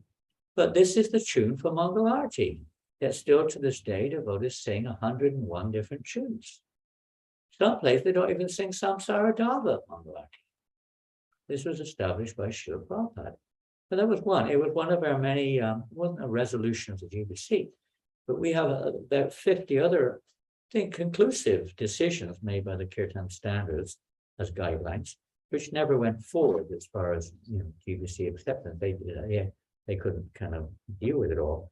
And unfortunately, to this day, we still haven't produced a manual, but hopefully it will be produced in the near future. And that's just one topic. Mangalarti in every temple of ISKCON should sing Samsara Dava at Mangalarti, and it should be in a particular tune. The tune established by Prabhupada. Now, of course, you could say you can sing it in any tune, But then, that means we're not really following Srila Prabhupada. Maybe we're following someone else. But we're here to try to please Srila Prabhupada. So that's one thing. Basic line. So then we started the first proposal to be presented to the GBC was a very substantial, almost all covering all points of instruments, musical instruments, because it was very prominent in our movement at that time. The various, that will be dealt with by somebody else over the next few days. But Gunagrahi Maharaj, one of our committee members who came in later, we enlisted Gunagrahi Maharaj and Vyasaki Prabhu into the committee a little bit later, to give a little bit more, broadness to the committee's take. And Gunagrahi Maharaj, particularly being himself a djembe player, he took on this portion of the Kirtan standards. Well, together we worked, and he came up with a very nice paper, which will be discussed over the next few days. So the first one, and the next paper is on other aspects, especially the chanting of Radharani's holy name. That will be an interesting one. Don't miss that one. Hari Story Pro will be leading that. And then other subjects too, especially the importance of chanting Hare Krishna, gender kirtan, and so on and so forth. And then we had dozens of others which were presented to GBC, but they never dealt with them, so they never went into the resolution. But we have loads and loads of things. It's now being handled by the Kirtan committee, whatever. What's it called, Jagannath? What's your committee called? Kirtan Standards Committee. So who's the worst Kirtan Standards Committee? Oh, there's a new ministry now. Yes, ISKCON Kirtan Ministry. ISKCON Kirtan Ministry, which will deal with this. It's just revising the approach, you could say. This is going on. Another important thing, which is a little bit gray, you could say, in our movement, is the definition between Kirtan and Bhajan. So we discussed that a lot. There's actually no real difference between them. Kirtan is, they can be used from many different angles. Kirtan and Bhajan can be interchangeable, but generally speaking, Kirtan covers everything, including Bhagavatam, recital of Bhagavatam, or speaking in the glories of the holy name, or speaking in the glories of the deity, is all within the realm of Kirtan.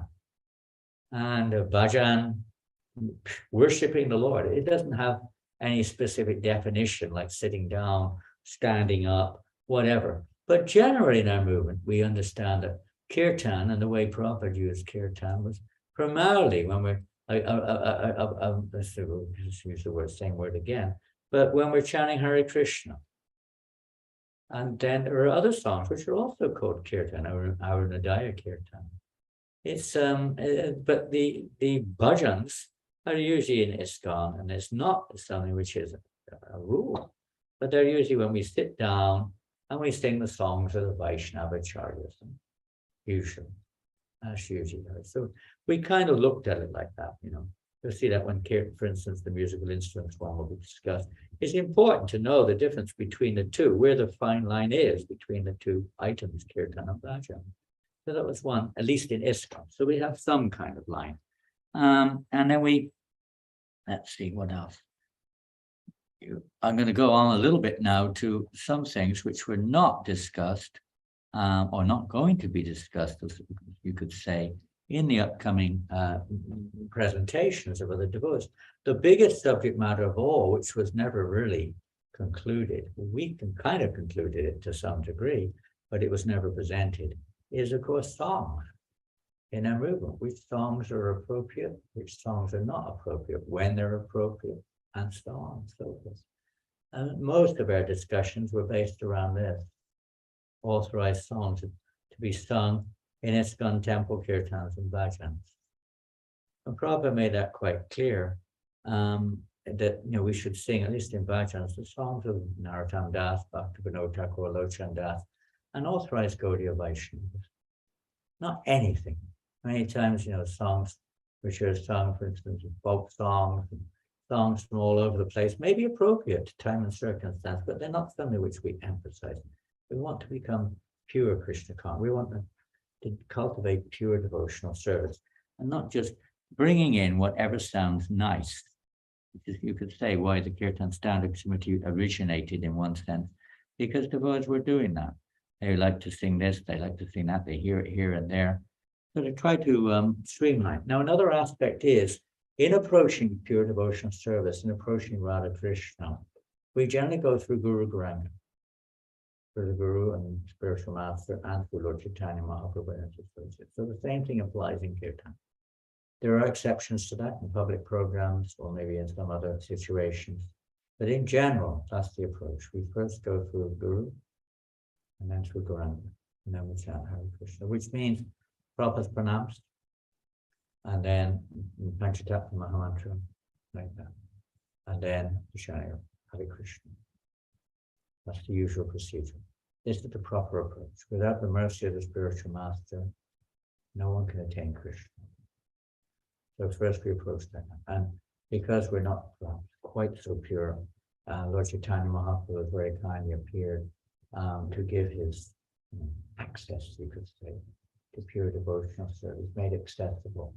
So we approached Lord Chaitanya, Prabhupada said, by singing the Panchatattva Mahamantra, offenses are not taken into account, and then we can then chant the holy name of the Mahamantra in a way which, of course, that's not an excuse to say, but in the proper way to approach the service, you could say, of Radha and Krishna. I'm just going to see now what kind of time here. Still have plenty of time left.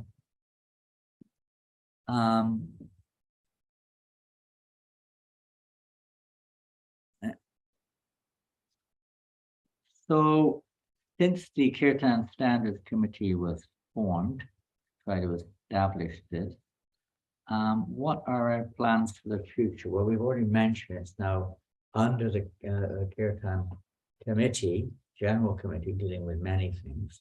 And we have new members now who are trying to put this into a literary format, which it takes a little time because this is not just someone's opinion. This is meant as a authorized guideline for our movement for a long time to come. It's not just something for the moment.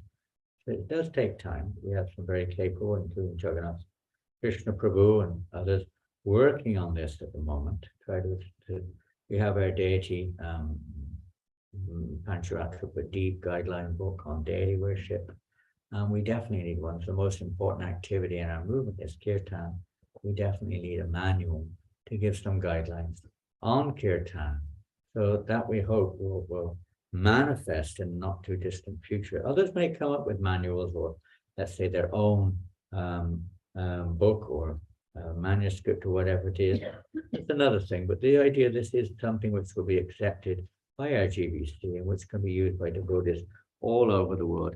We're trying to get something balanced, between not something all one way, all one. That's why our committee was quite a broad-minded committee in a sense. We had devotees who were quite, you could say, known for their discipline in Kirtan standards like Bhakti Vikash Maharaj. Other devotees had a lot of experience in the association of Srila Prabhupada like Hari Sori Prabhu. Other devotees who were in the management like Aniruddha Prabhu, neutrals like myself, and Loknath Maharaj, who was known for his transcendently ecstatic kirtans, and is very tuned into kirtan in India, and then all of Vyasaki Prabhu, who is of course a very famous kirtaneer. We learned kirtan in Bengal, Bengali style kirtans. Different devotees in the committee who all had different angles, we would say, different experiences in kirtan. We also discussed with devotees who were trained by Prabhupada in Bengal in kirtan. I've forgotten his name. One devotee in Mayapur had a lot of personal association playing or performing kirtan in front of Prabhupada in Mayapur and in Bengal. So when Prabhupada was personally present, and from all different angles. So most of the devotees who were around Srila Prabhupada had a fairly reasonable, clear understanding of what Prabhupada wanted. We wanted to at least put that into paper so that devotees on paper, so that devotees would know, and they can refer to this, how we can perform kirtan for the pleasure of Srila Prabhupada. And this is the bottom line of our Kirtan Standards Committee. I'll just mention a few other points which were not being discussed in the next few days, which we did discuss in some lengths at least. Just give me a second. Yeah. Guidelines for kirtan within ISKCON. Everything's a guideline. There was only one law, which she made a law, and that you'll hear about in a few days. I won't tell you what it is. One kirtan law. Everything else is a guideline, you know, time, place, and circumstance, you could say, even though we may have been a little bit more emphatic because of the way the movement has grown and so on and so forth. But it's good to follow guidelines. Down here. So many letters we had and so many references from all over the place to chanting. Yeah, even chanting the Maha Mantra in full. Sometimes devotees break it up now in public. That may be a normal thing, but generally we never do that. You know, we always think, what will we do in front of Prabhupada? What would Prabhupada say? That's what we always refer back to. And that's the same thing in every limb of bhakti. It's not just in kirtan, every limb. We've already mentioned Prabhupada's pranams before we chant the Panchatattva mantra, before we chant Hare Krishna. And again, in public, there may be differences. In temple kirtan and public kirtan, there are some differences. To try to get people to chant, and at the same time, chant in such a way that they can advance in Krishna consciousness. We've all mentioned different songs. We went through so many, hundreds of songs that were chanted in the Hare Krishna movement, so many. But Prabhupada always brought it back to the chanting of Hare Krishna as the primary one. We even discussed Prema Dwani, prayers, interpolations, the various interpolations, various kinds, you know, adding various things to mantras and so on and so forth. Would Prabhupada approve of this? Is it bona fide?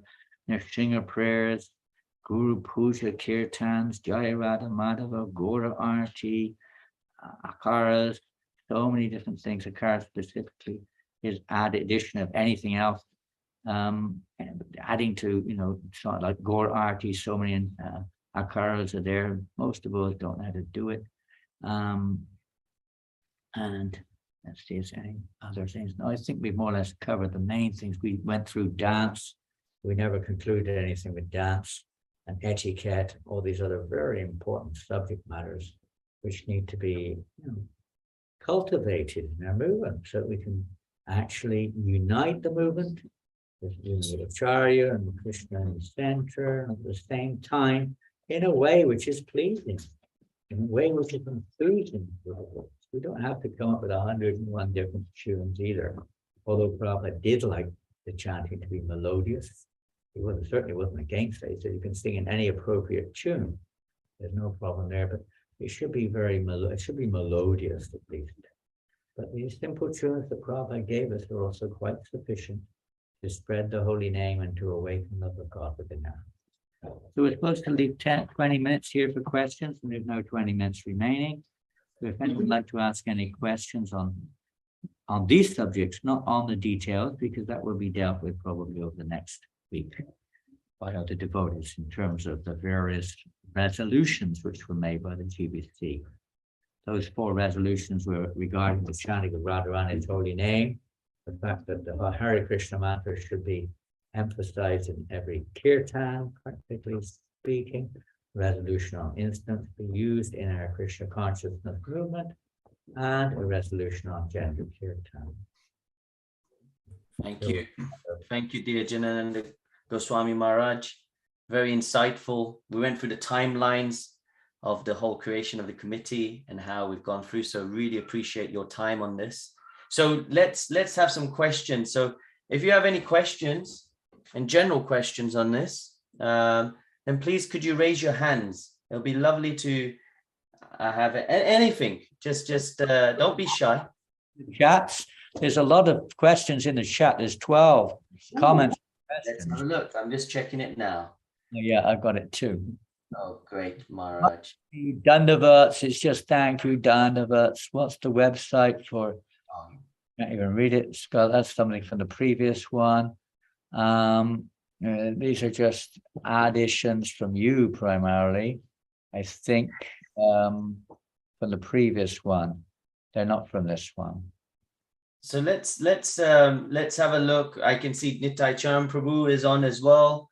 We have some mature devotees. We've got some new devotees on. So any questions? I'm looking here. So one question has come up, and it's actually came from our Sakyaras Prema Prabhu, who was given the Shlokaship class before yourself, Maharaj. And he says, where are you from, Sakyaras Prema Prabhu? Let's unmute him, and he's gonna let him answer. Hare Krishna, Sakyaras Prema Prabhu. Please put your video on. Yes, Maharaj. I'm in Sutton Coldfield. Oh boy, it is. It's our Sakyaras. Yes, Maharaj. It is you. We couldn't tell. Didn't know who it was. I thought it was. We weren't sure. It's our Sakyaras from UK. Boy, I didn't know you were such a good Sanskrit scholar. It's wonderful. Well, I've been working on that for about 3 years now, improving my that side of my life. Spreader of the holy name. Hari Bol. So there's a question, Sakyaras Prabhu. Maybe you can ask it to Maharaj directly. Can we just have Prabhu, if you want to turn your camera on, that's up to you. Yeah, something I've been looking at for many, many years is there any kirtan standards regarding using these big djembe drums in the mandir, in the temple room? Oh yes, that you'll hear in a few days if you come online. Who's doing the instruments one? So we have for instruments, I've got it here. I'm just checking now. Let me just go. We had one of the big ones. That was one of the really big topics, I tell you. Instruments. We've got Anurad Prabhu. Yes, he will be doing instruments from Melbourne. Well, he'll be going through that with you. I hope he's got as much as I got. He's got all the notes. I hope he knows all the. Maybe he knows everything I know. But yeah, that will be a very big one. That was, as I said in the beginning, that was one of the sidelines of this initial proposal to the GBC for a Kirtan standards, because it is a fact. It's not just in the temple. I mean, it obviously is more open in public programs, in festivals, various other arenas, but definitely in the temple. It is very, very much so. And I don't really want to take over someone else's space here, but you'll hear that from Aniruddha. I hope so anyway, very clearly. Prabhupada made it fairly clear, and the paper makes it fairly clear, and it's been accepted by the GBC also, by the way. What instruments in kirtan in the temple, what instruments in bhajan in the temple, what instruments in public and in festivals, aside from temple kirtan and bhajan, will be hopefully discussed by Aniruddha Prabhu. So I say, I don't take over his space. You just have to tune in. If you don't hear it, then you can send me a personal message. I'll let you know. Okay, Maharaj. Thank you so much. Sorry about that. I just don't want to jump the gun, if you know what I mean. Yeah. Right. So anybody else that we have online? Of course, we can't see YouTube. We can't see the different YouTubes and Facebooks members on. Chat also. Anyone in the... There's about 20 or so, 25 devotees in front of me. Yes. Let's see some hands up. I can see Nitai Charan Prabhu has put, Dear Guru Maharaj, please accept my humble obeisances, all glory to Srila Prabhupada. So wondering, Nitai Charan Prabhu, a question from yourself. From who? Nitai Charan Das. Okay. Where's he from? I'm not sure. I'm hoping he can put his hand up so we can ask. So I'm just checking. France, where are you from? Here we go. I'm asking to unmute. Go. Please, dear Nitai Charan. Hare Krishna. Hare Krishna. Please accept my humble obeisances. All glories to Srila Prabhupada.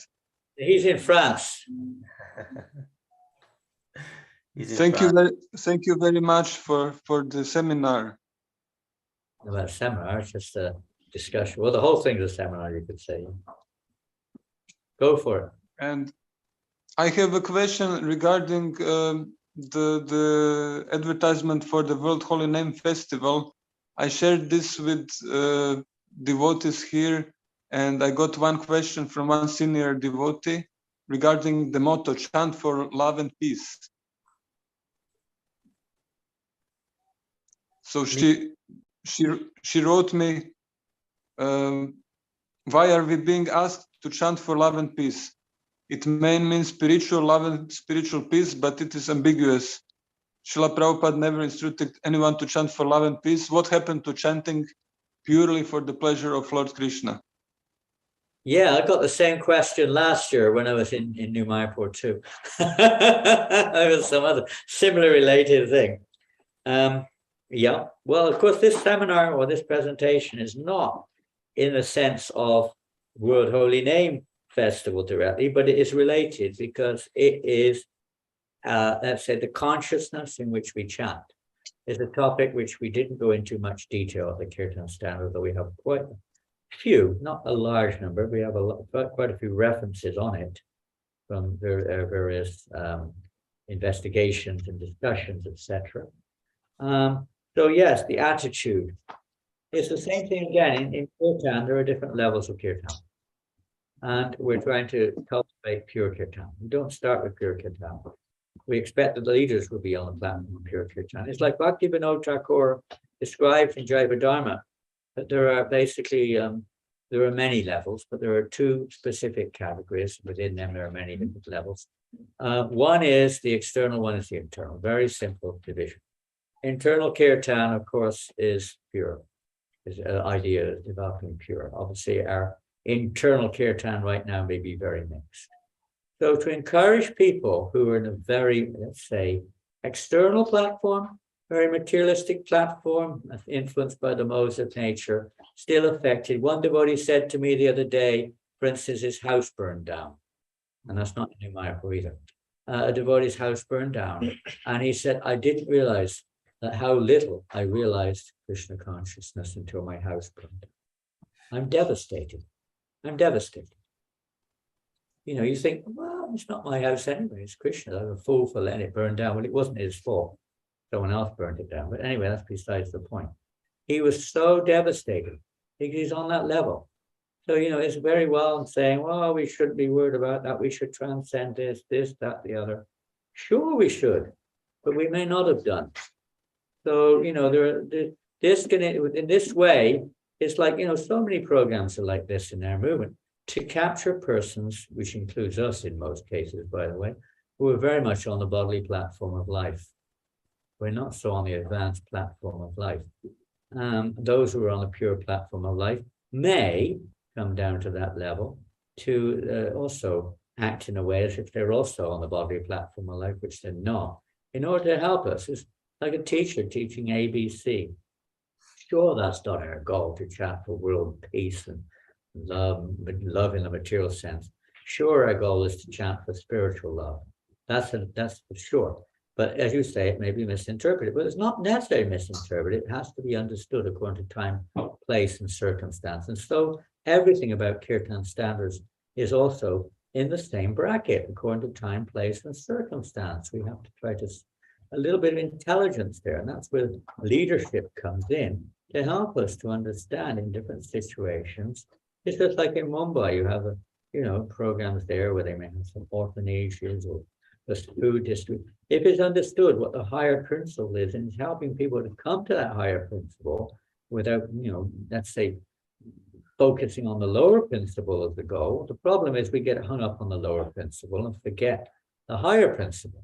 But if it helps us to come to or helps others to come to the higher principle, at least to begin the path of chanting or contribute something towards the spreading of the holy name, then it can be seen as favorable. I don't know if you understand all that or not. It's kind of clear in my heart, but it may not be clear the way I'm presenting it. But this is the point. Sometimes we only see things. The tendency is, in the neophyte stage, we only see things from our own interpretation, our own perspective. This is our tendency, generally speaking. And we think this is right and that's wrong. Religions, everything's like that. Seeing it from our own perspective, from a higher perspective. And if you read Chaitanya Stika, we don't recommend it necessarily, but you see this in the writings of Bhakti Vinod and Chaitanya Sukshamrita, how he sees the value of even ordinary activities if done properly under the guidance of a higher purpose or a higher guideline, higher direction. Everyone has a particular eligibility, and to see how that eligibility can be connected with Krishna in his akama, sabakama, moksha kama, dava. Even if we're full of material desires, still we should try to connect it with Krishna. That's the point. So you may not take part in that, no one's obligated, but the principle is there for everyone.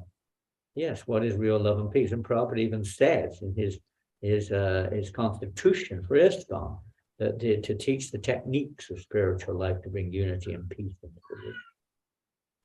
And people may misinterpret that also. But even if they misinterpret, if someone or other they're practicing the techniques of spiritual life, gradually one will become elevated. Same thing in the kirtan melas or anything like this, one other topic, of course, which we've discussed quite extensively, is that in a kirtan mela or whatever, most of the devotees are perhaps they're not so on such an elevated platform of pure devotional service. But if the leadership, the center point is focused on purity, it's like sucks everybody in to that pure essence, the heart, the essence of devotional service. But if the leaders are themselves on the platform of petition or on the platform of self-centeredness, thinking, I want to get respected, I want to get some reward for this, I want to get whatever it is, they're just seeing oneself in the center, then of course it's not going to be effective. It's not going to be very spiritual, it's not going to be effective. Individuals may, of course, have a higher level of devotion, but in terms of the effect of the leadership, it's not going to have a purifying effect. So it's very important to cultivate this pure understanding, but it's not. That doesn't exclude all other levels of approach to Krishna consciousness. This movement is a house for the whole world to live in, not just pure devotees.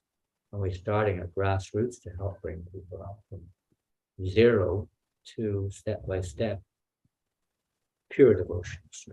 Anyway, that's my take on that one. Anything else? We have no. If anybody else has any questions, please. Thank you very much. Thank you. Maharaj, also just for everybody that's online, we have two initiatives that we are trying to push as well. Just like Maharaj said, not everybody, it'll come straight to them. One is fresh air kirtans. So we want to get out there. What was that? Fresh air kirtans. Fresh air kirtans.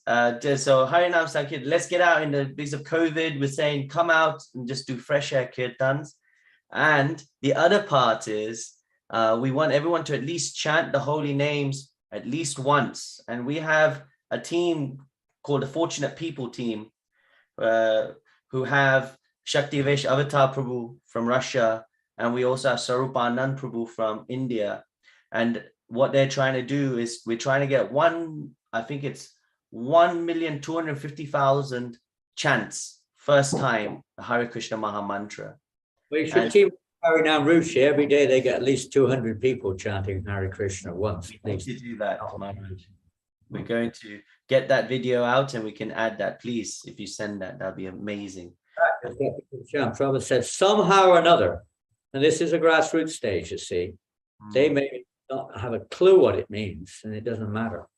And we may not even have a clue, but someone or other get people to chant Hare Krishna. This is Prabhupada's directive. And that's one of the, you could say, foundational aspects of this Sankirtan movement, to get everyone to chant Hare Krishna. And fresh air, it was a good idea to get some fresh air, instead of stale air. Get some fresh air and get out on the street. That's what this movement is founded on, basically. It's great that we come together for Kirtan Melas. And of course, we have to come in front of the deity to chant and dance. It's essential. And japa and everything. But the Yuga Dharma, Sankirtan movement, is Lord Chaitanya's Yuga Dharma. He came for two purposes. And that was to experience Krishna Prema through the congregational chanting of the holy name. Thus accompanied with his various associates, he spread the holy name even to the untouchable. In this way, he wove a wreath of the holy name and Krishna Prema, with which he garlanded the entire material world. So that's the purpose of our movement, in one sense, to spread the movement everywhere. And of course, the purer we are, the more focused we are, the more effective it will be. But still, if we don't go out and spread the holy name, how are we going to achieve that purpose? This is how Prabhupada said his movement practically started in Tompkins Square Park when he went out on the park alone, practically with a few friends, a few newcomers, and they chanted Hare Krishna. And Prabhupada said, this movement, when Prabhupada arrived in 1965, at this time, he said, when he came to Boston, he wrote this poem. He said, I have no devotion, I have no knowledge, I simply have strong faith in the holy name of Krishna. You read that poem, Makine Bhagavat Dharma. This is the actual, you can say, for me, it is the mission statement of ISKCON, because everything else we do without the right mood is not going to be very effective. The mood is the essential feature, or the attitude, the consciousness. And that we get from associating or hearing from pure devotees of Lord and following in their footsteps. So that poem of Srila Prabhupada is so significant. Please regularly try to imbibe that mood of Srila Prabhupada, that humility. Total dependence upon Krishna when we chant the holy name of Krishna. Not just a matter of rules and regulations. That's to help us. It's the Vaidhi path. We need these rules and regulations. Otherwise, we start to imitate and think we're some kind of Raganuga Bhaktas or something, whatever it is. It's essential that we have these rules and regulations. Well, no, we still got 3 minutes left. Maharaj, if I may, if there's no other questions. So we have a committee that is set up, and everybody has their own flavor, own way of doing things. So how, by them following this way, they'll say, well, I can do it playing this, and I can do this mantra, and I still can get some peace, get some connection. Why is it so important for the audience and the members to, follow these standards? Why? Your audience today is an audience of devotees who are trying to cultivate pure devotional service. We're not talking, I don't think we are, because it may go out to anyone, but I don't think it's primarily directed towards persons who are completely unaware of the science of devotional service, at least in the Vaidhi stage. I don't think so.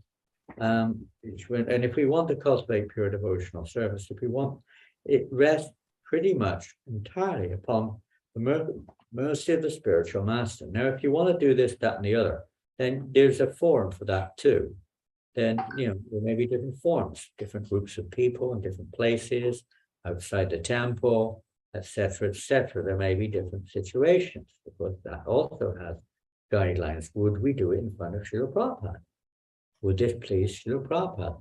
That may be, again, subjectively speaking, but then we would ask those who have had personal experience, what pleases Srila Prabhupada? Yes. So there's always going to be, in every situation, the movement is in the center. This is primarily for the center. It's like the heart of the body. The heart sends out the message to the whole body of the nutrition. So you don't expect everyone out there is going to be doing the same thing. They're going to be doing different things, like children learning to stand up. But we should be focused on trying to make a pure heart. And that means in terms of coming to the pure platform, Raganuga, pure devotional service, Chudanam, some guidelines are required. They're not the goal, they're the means to the goal. They're the means to the goal by pleasing the pure devotee and cultivating kirtan according to their guidelines, because that is how we please Krishna. It's like with daily worship. You don't just do anything you like. You can do that, but it's not going to be acceptable very much by the Lord. He can do what he likes, but we have to try to at least do it in a way that the pure devotees have given us to perform kirtan. So if we want to cultivate pleasing Srila Prabhupada, pleasing our acharyas, then we try to follow in their footsteps. Amazing. Don't imitate Keturi Kirtan with Narottam Das and all the devotees there. We're not on that level. We hear from the present acharya how to come to that platform of pure devotion. So, is that okay? Thank you, Maharaj. Yes, by pleasing. Another program coming in. It's important to get the mercy, and so we can go forward. Thank you so much. As I say, if you want to ask, we have this kirtan ministry now. You can always connect with them. Perhaps you can give the link. I don't know. Yes, we will. I'll put it now. Otherwise, this week coming up, please, more kirtan, fresh air kirtan. Get it while you can. You may not get it next week. Take advantage this week of the fresh air. Okay, we need some fresh air in our movement. More kirtan, more devotees going out into more places, spreading it to more people, getting more people to chant the holy name. Okay. Thank you so All much. goes to Prabhupada.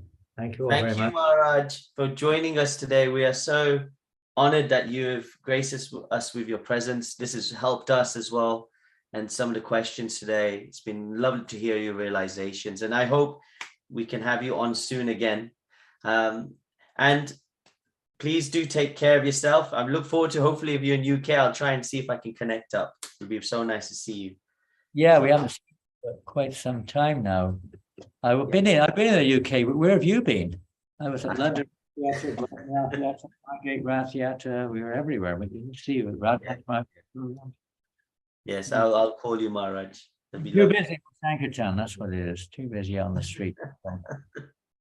Thank you so much, Maharaj. And please, everybody, big free Hari Bols for Maharaj. If you can raise your hands in the air, I can see Varada Krishna Prabhu there, Nitai Chand Prabhu's there. He's got his camera on.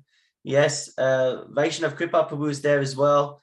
And we've got Sriji Radha Mata. Thank you so much, everybody. Let's give appreciation to Maharaj.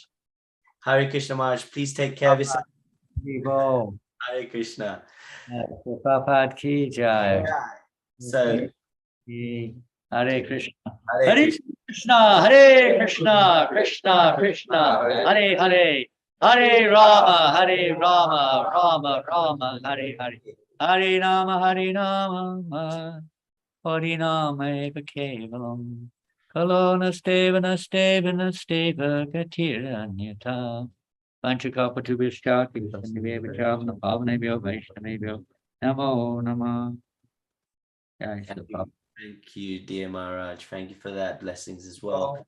So I'm going to bring on our dear Rupeshwar Prabhu. Are you there right now? Yes. Wow. What a beautiful devotional ocean of mercy. His Holiness Janananda Goswami Guru Maharaj.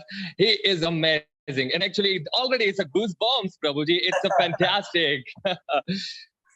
I'm so happy you're here today. And everybody, as you can see, the energy is going to start now with taking us soon somewhere. I wonder where we're going to go. So I'm going to hand over to dear Rupeshwar Prabhu, who's going to tell us what's happening next. And so over to you, and I signing out. Over to you, please. Thank you so much, Prabhuji. So, Hare Krishna, Prabhuji and Mataji. Welcome to the World Holy Name Festival. My name is Rupeshwar Das. I am from Ujjain. You all are welcome, first of all, to come to Ujjain. His Holiness Bhakti Charu Swami Guru Maharaj built a very nice temple here. So you are heartily welcome. So all right, Prabhuji and Mataji, first of all, we are celebrating the festival. So where is the energy? Just go on the chat box. I want to see the energy. Just go on the chat box. If you are very energized, I want to see Hari Bol on the comment box. Let me see who is the first. So I will mention your name. Don't forget, today we have a roller coaster ride of incredible lineup for you. I will tell you, but first of all, I want to see the comments. Just go on the comment box. Prabhuji is very active. Jagannath Prabhuji is mentioning Hari Bol. Let me see how many of you are online. 25 participants we have. We are also online at YouTube. This is the global party. The Hari Bol. Nitai Charan Das Prabhuji says Hari Bol. Okay. Let me see. RRDD Mataji says Hari Bol. Daya Lakshmi Ji is here.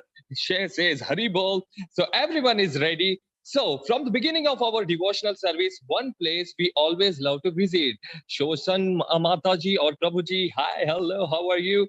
So one place is actually very much connected to us. This place is called Mayapur.tv. Yes, from the beginning of our journey, we like to go on there and we like to check on the London. Okay, we are going on London.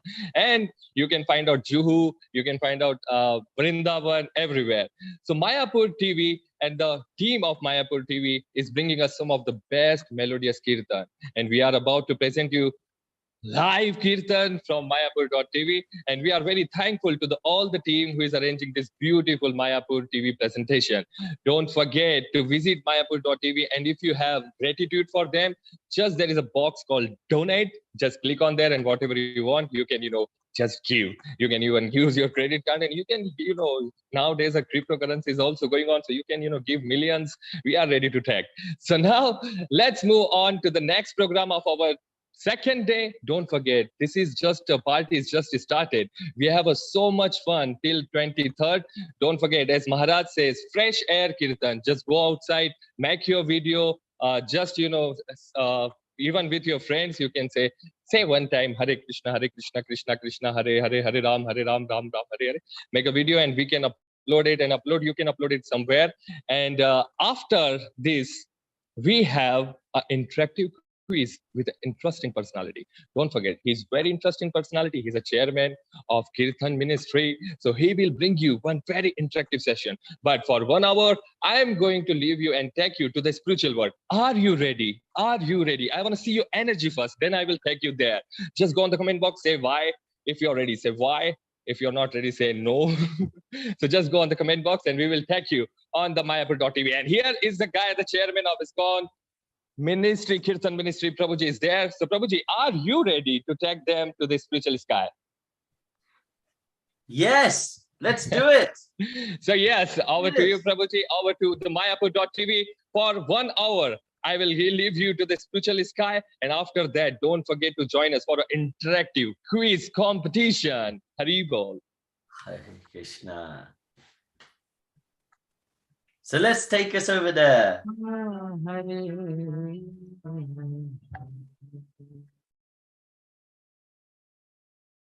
Hare Ram, Hare Ram,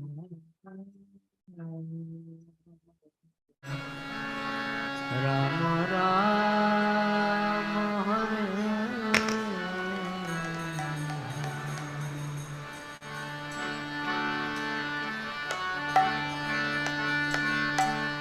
Hare Krishna, Hare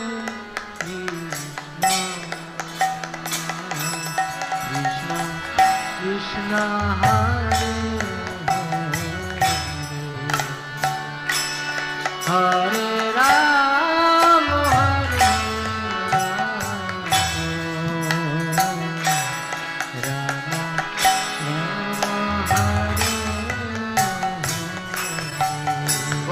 সকলে হাতে তালি দিয়ে Hare Krishna, Hare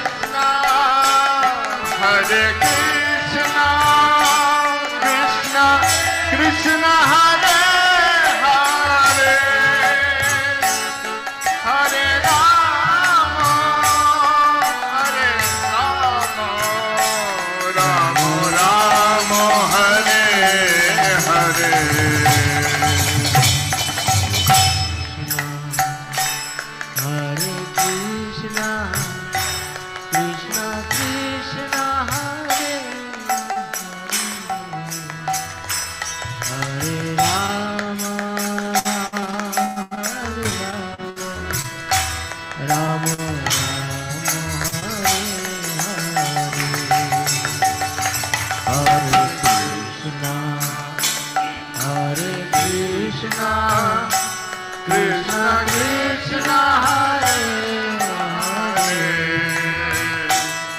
Hare Rama Hare Rama Rama Rama Hare Hare Hare Krishna Krishna Krishna Hare Hare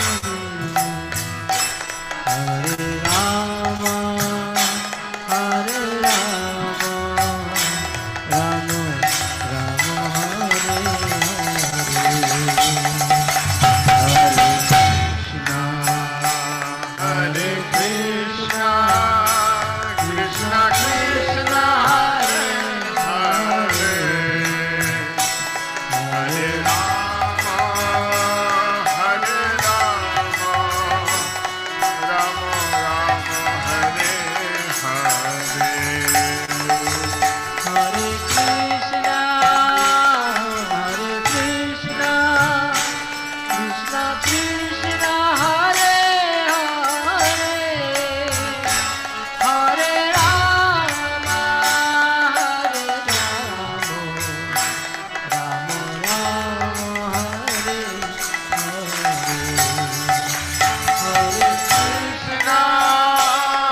Hare Krishna Krishna Krishna Hare Hare Hare Rama Rama Rama Hare Hare Hare Krishna Krishna Krishna Hare Hare Hare Rama Rama Hare Hare Krishna Hare Krishna Krishna Krishna Hare Hare Hare Rama Rama Rama Hare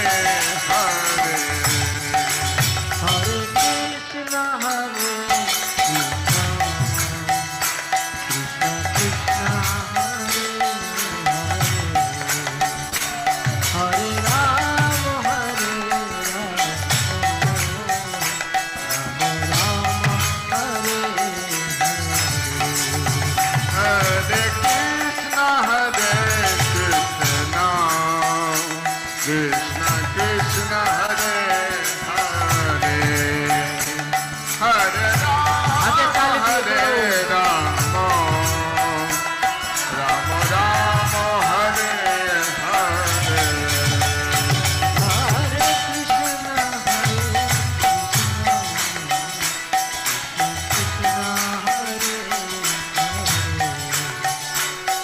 Krishna Hare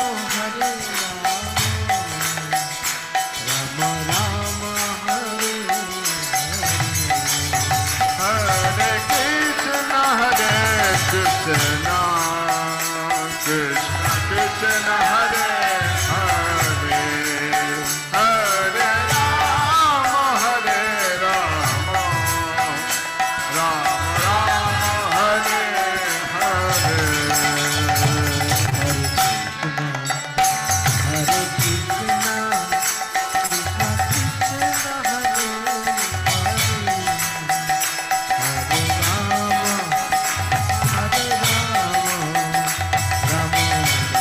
Hare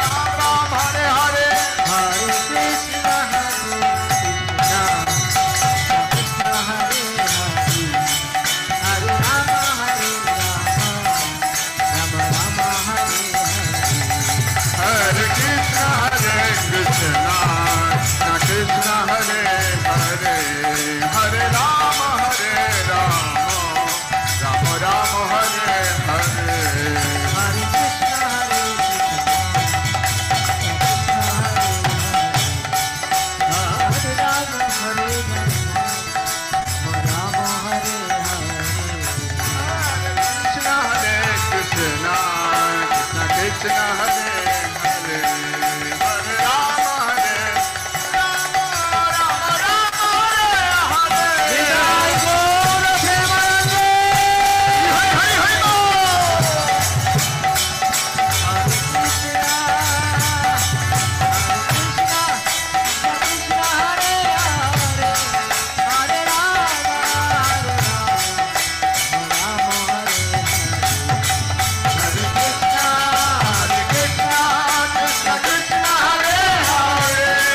Hare Rama, Hare Rama, Rama Rama, Hare Hare. Jai Gaura Premanande.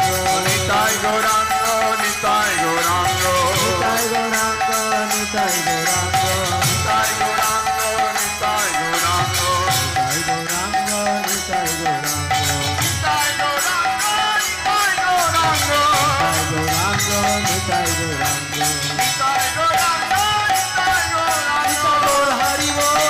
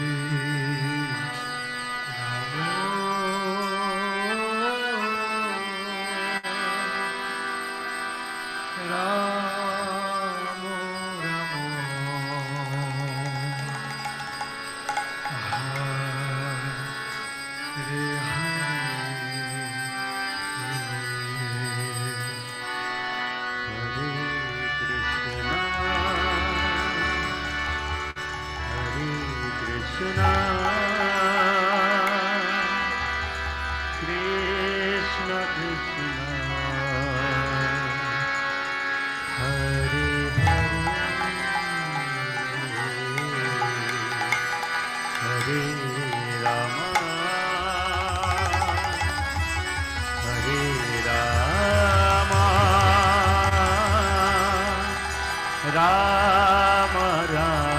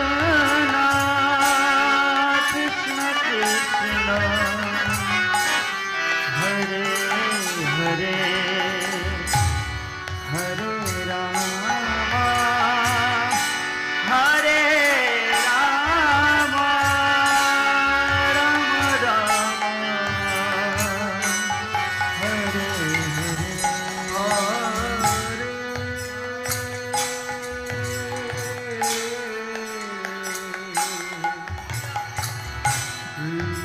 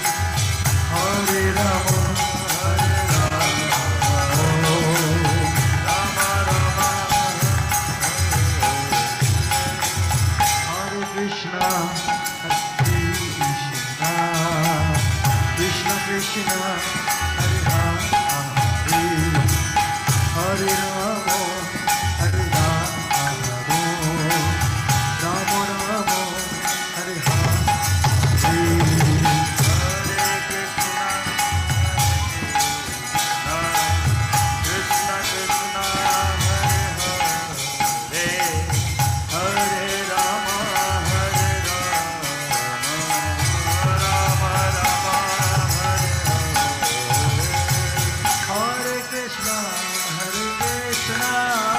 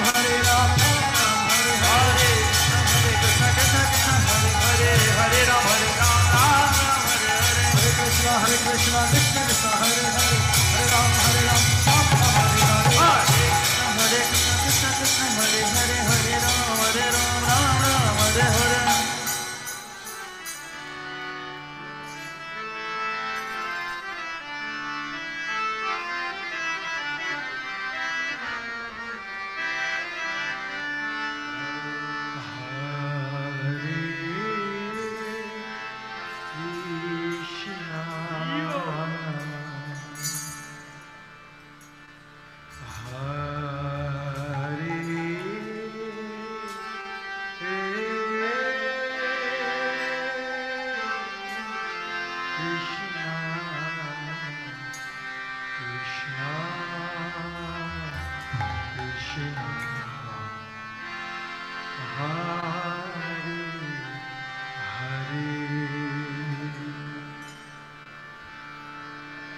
Hare Rama, Hare Rama,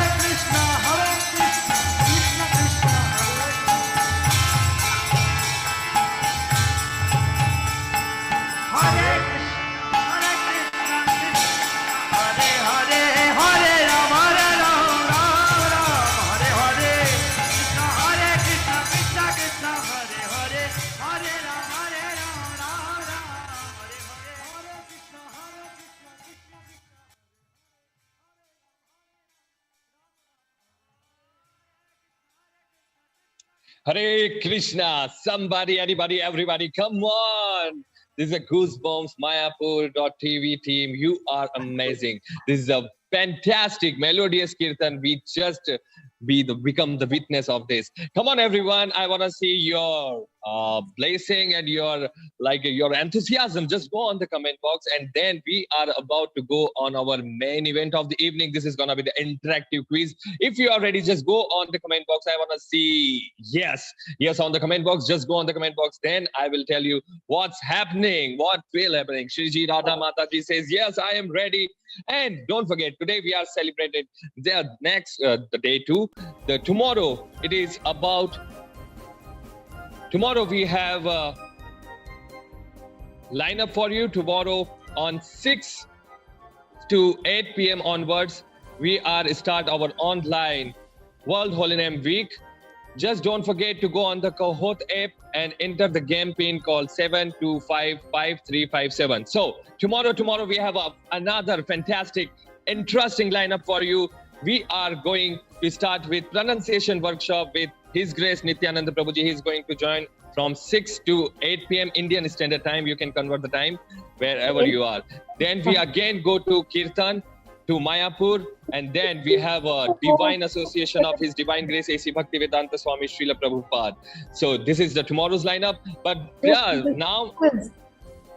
now it's time for the quiz. Let me introduce you for the interesting personality. For this interesting quiz, we have an interesting personality called the chairman of ISKCON Kirtan Ministry, His Grace Jagannath Kirtanananda Prabhuji. Is a disciple of our beloved His Holiness Jayapataaka Swami Maharaj and has traveled the world with his spiritual master. If you want to meet His Holiness Jayapataaka Swami Maharaj in UK, so don't forget to make a good relationship with Prabhuji, because he is the organizer of his Guru Maharaj's visit when he travels to UK. He is a part of ISKCON Birmingham UK leadership team. He has 2 degrees. One is material degree called computer science, and the other spiritual degree is called Bhakti Shastri. Another is called materially. He is a project manager by profession and currently working on Europe's largest government infrastructure project for putting the fastest train in network in the UK called HS2. He is also gives talks on spiritual science and mantra yoga sessions online and around the country to universities and corporate companies such as KPMG and HSBC.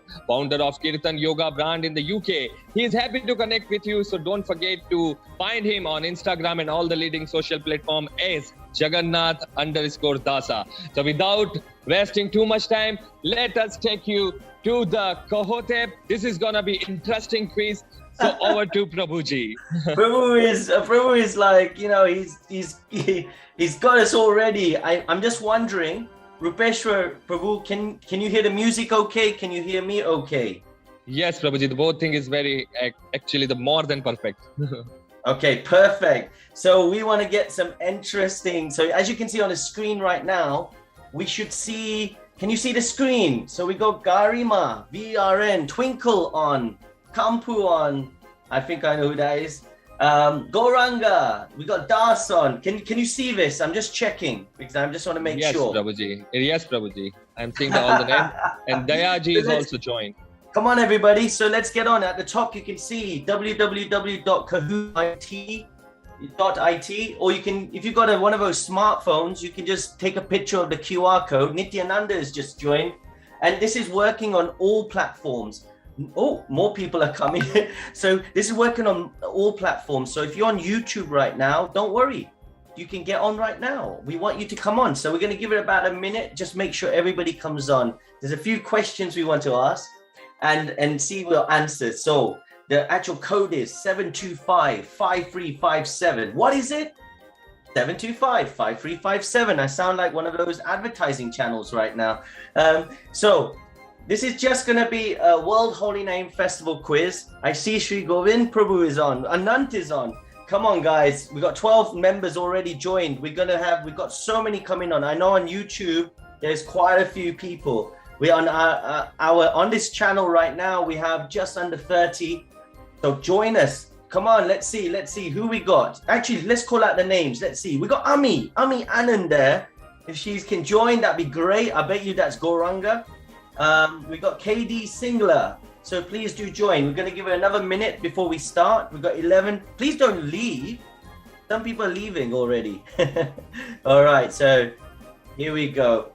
And I would like my dear friend Rupeshwar Prabhu to join me at times as well on this. This would be great. There's some discussion points I really want to bring out as well in this. So here we go. All right, what do you think, Rupeshwar Prabhu? I can see Yes, Katie Singla. Thank you so much. I hope you've joined. Thumbs up if you have. Not yet. I'm about to. You're joining as well. Come on, Rupeshwar. Let's get you on. Okay, this is going to be like a really nice type of understanding what World Holy Name Festival is about. I hope you learned something. Please don't leave. We're going to start now. Here we go. All right, first question. So when you get the question, for those that haven't played it before, on your mobile device or whatever device, you will see a square, a circle, a rectangle, and four grids: red, yellow, green, blue. You look at the answer that comes up on the screen and you press the corresponding one on your mobile device. Here we go. First question.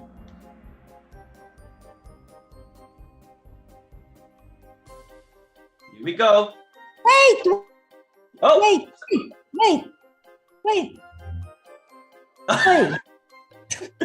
okay. Well, let's see. What does World Holy Name, what WHNF stand for? It's coming up. Is it Wild Holy Name Festival? Wonders of the Holy Name Festival. Wonderful Holy Name Festival, I may say so. Ore Or Baba. World Holy Name Festival. Oh, Mute okay. yourself. Go. Mute yourself. Whoever that is, somebody mute them. So here we go. You got 30 more seconds. So yeah, you can see in the bottom right-hand corner, Kahoot.it. Join in 7255357. You still got time. Let's see how many answers. We've had 10 answers so far. You've got another 18 seconds. Look, it's in front of you right now. It's a lovely poster created by Shriji Radha Mata and Sri Govind Prabhu. They've been working tirelessly in the background to do all our graphics. I just want to give a big Hare Krishna to them. Look at that amazing work they've done. So here we go. Answer.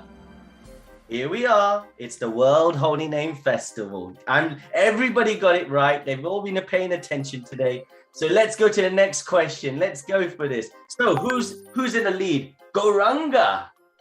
969 points. By the way, I forgot to mention, the fastest buzzer gets the quickest and gets the most points. So you got to be really quick.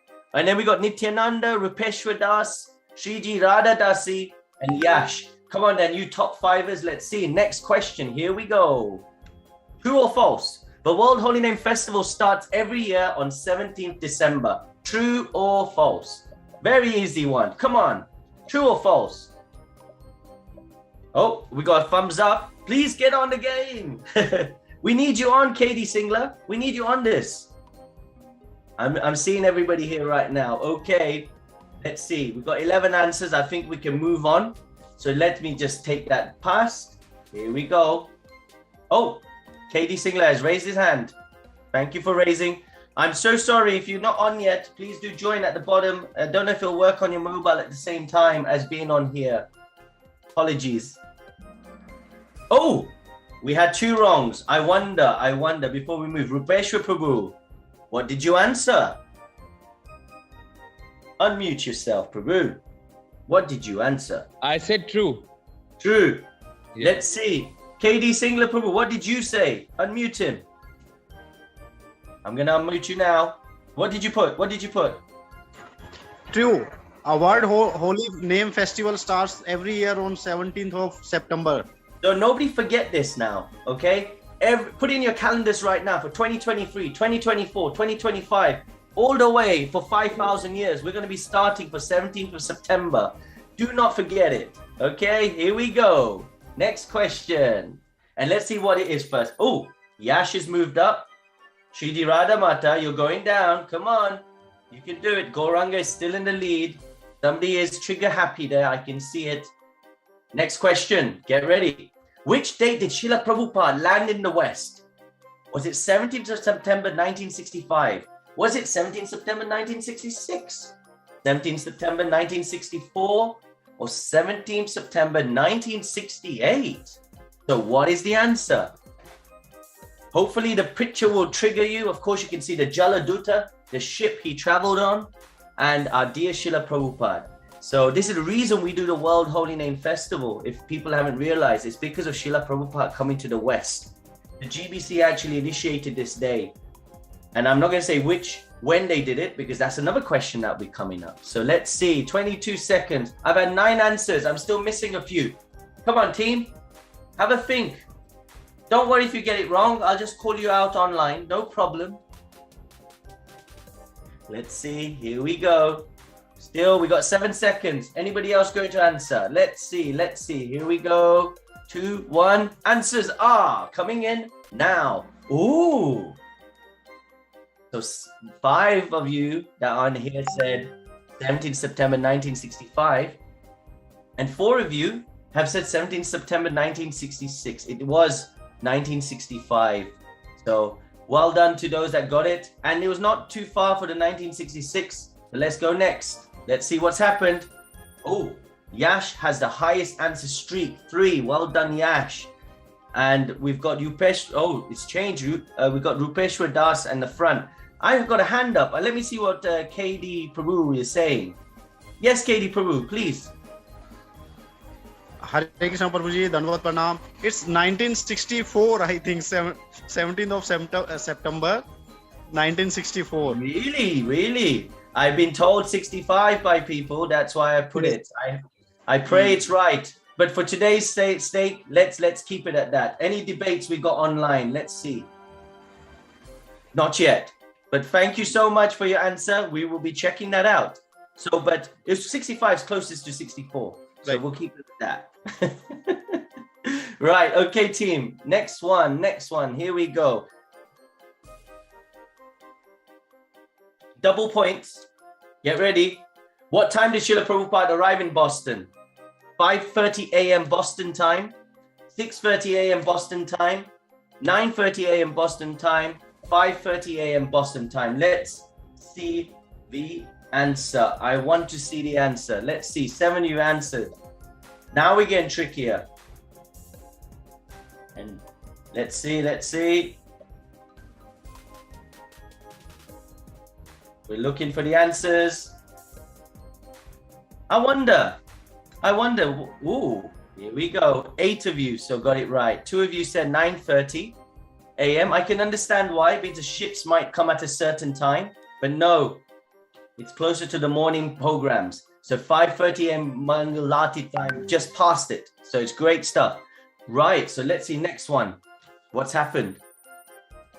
Yash, oh my God. He's had 4 correct answers in a row. You're doing well. Is that Yash there? I'm just checking. Is that Shridi Yash? There is Yash. He's next to Shridi Raja Mata. Well done, Yash. You're doing really well. Keep it up. Let's go for the next one. Okay. What kind of ship did Srila Prabhupada travel in? A cruise ship, a cargo ship, a small boat, or a catamaran ship? And a catamaran is a ship that goes very fast. So, which one was it? Look, it's coming up. It's coming up. It's coming up. It's coming up. It's coming up. We have...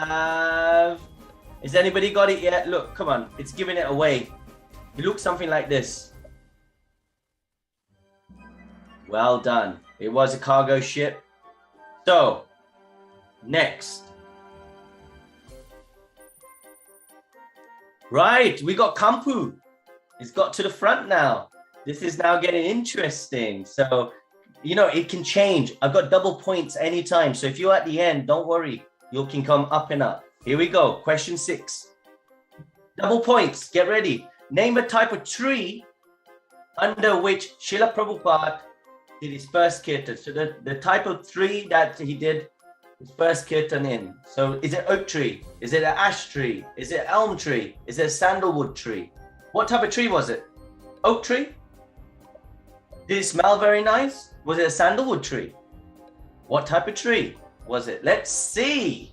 Who knows their trees? I'm looking here right now. Here we go. Come on, team. Come on. And those that are not taking part, don't worry. You're learning something new. Let's see, let's see, let's see. Oh, it was an elm tree. Not many people knew that. So yes, oak trees, no. So well done to those that go. Let's see what's happened to the actual quiz. Here we go. And Kampu is in the front again. And just to clarify, I had my team in the background clarifying, it is actually Srila Prabhupada arrived in Boston 5:30 a.m. on 17th September 1965. So just so everybody's clear, it is 1965. But thank you, KD Prabhu. You're making us think all the time. So I really like that. So here we go. Next one. By the way, there's a prize at the end. We will tell you what it is soon. In which year did ISKCON actually establish the World Holy Name Day? 1996, 1978, 1988, or 1999? So this is the World Holy Name Day. All right, one-day festival. Died on the 17th. They said, the GBC said, yes, we're going to commemorate it on the 17th. What year was it? 1996, 1978, 1988, 1999.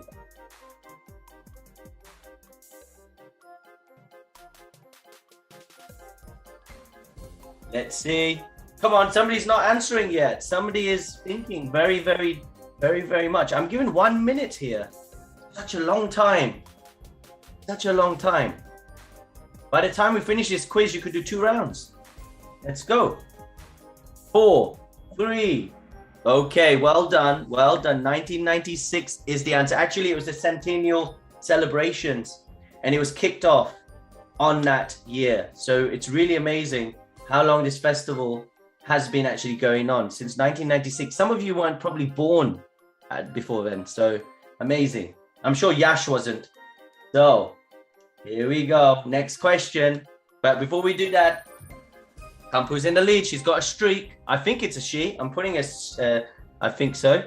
And then we got Shridi Radhadas. He's just come up. Well done. Shri Govindas. Oh my days. The team are really in. There's a bit of competition happening in that household. I can see it right now. Spiritual competitions are always great. So it's all good. Here we go. We're nearly at the end. So please, double points. After the resounding success of World Holy Name Day, in which year did GBC resolve the World Holy Name Week? So when did they start the World Holy Name Week? Was it 2006, 2010, 1999, and 2008? You can see that we are now doing festivals from 17th of September to 23rd of September. So this is the week celebrations. When did it start? When did we start it? 2006, 2010, 1999, or 2008? Let's see, let's see. Who knows? The WHNW week. Let's see. Come on. We've had 8 answers. There's people really pondering on this.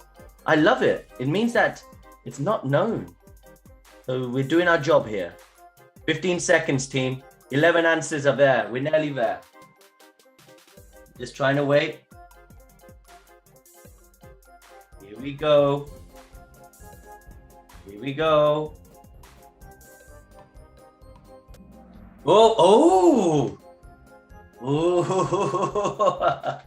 Everybody, this was a split, complete split. It actually was 2008. So since 2008, we've been holding a whole week of celebrations. You would have heard Vishwamba Prabhu yesterday in the Kirtans. He was commemorating the Holy Name Week, World Holy Name Week, 2008. Next question. Let's see what the scoreboard says though. Shriji Radha's coming up. Shrishti. Okay, she's getting back into it. So well done, Shrishti, for bringing it up. Okay, let's see. What is the 2022 World Holy Name theme? So what's our theme? Look, it's going to come up. But if you do it whilst this comes up, you're going to get low points. The chant for the world. Chant for love and peace. Love to chant for peace. Chant your heart out. I like that one, actually. Chant your heart out. Chant your heart out. Let's do it. We have Japa retreats. Theme. Chant your heart out. Sriji Radhamata, maybe we need to make a poster on that. That'll be great for the next one. So let's see. Coming up. Well done, everybody. Chant for love and peace. Okay. Now it's a poll. I want to know, would you like to participate in the World Holy Name Festival? Do you want to join our team? Yes or no? Do you want to join our team? Yes or no, team? I'm going to see now. Oh, we got extra 12 there. Okay. I'm going to just press a skip. Okay, one doesn't want to join. It's no problem. You can do by contributing, by coming on today. You just joined by doing this. So if you want to join, I want you to go to not now, write it down. Don't leave the quiz. I don't care if you're losing, you're not leaving. Okay, www.bit.ly/WHNF and dash my plan. This is your individual plan.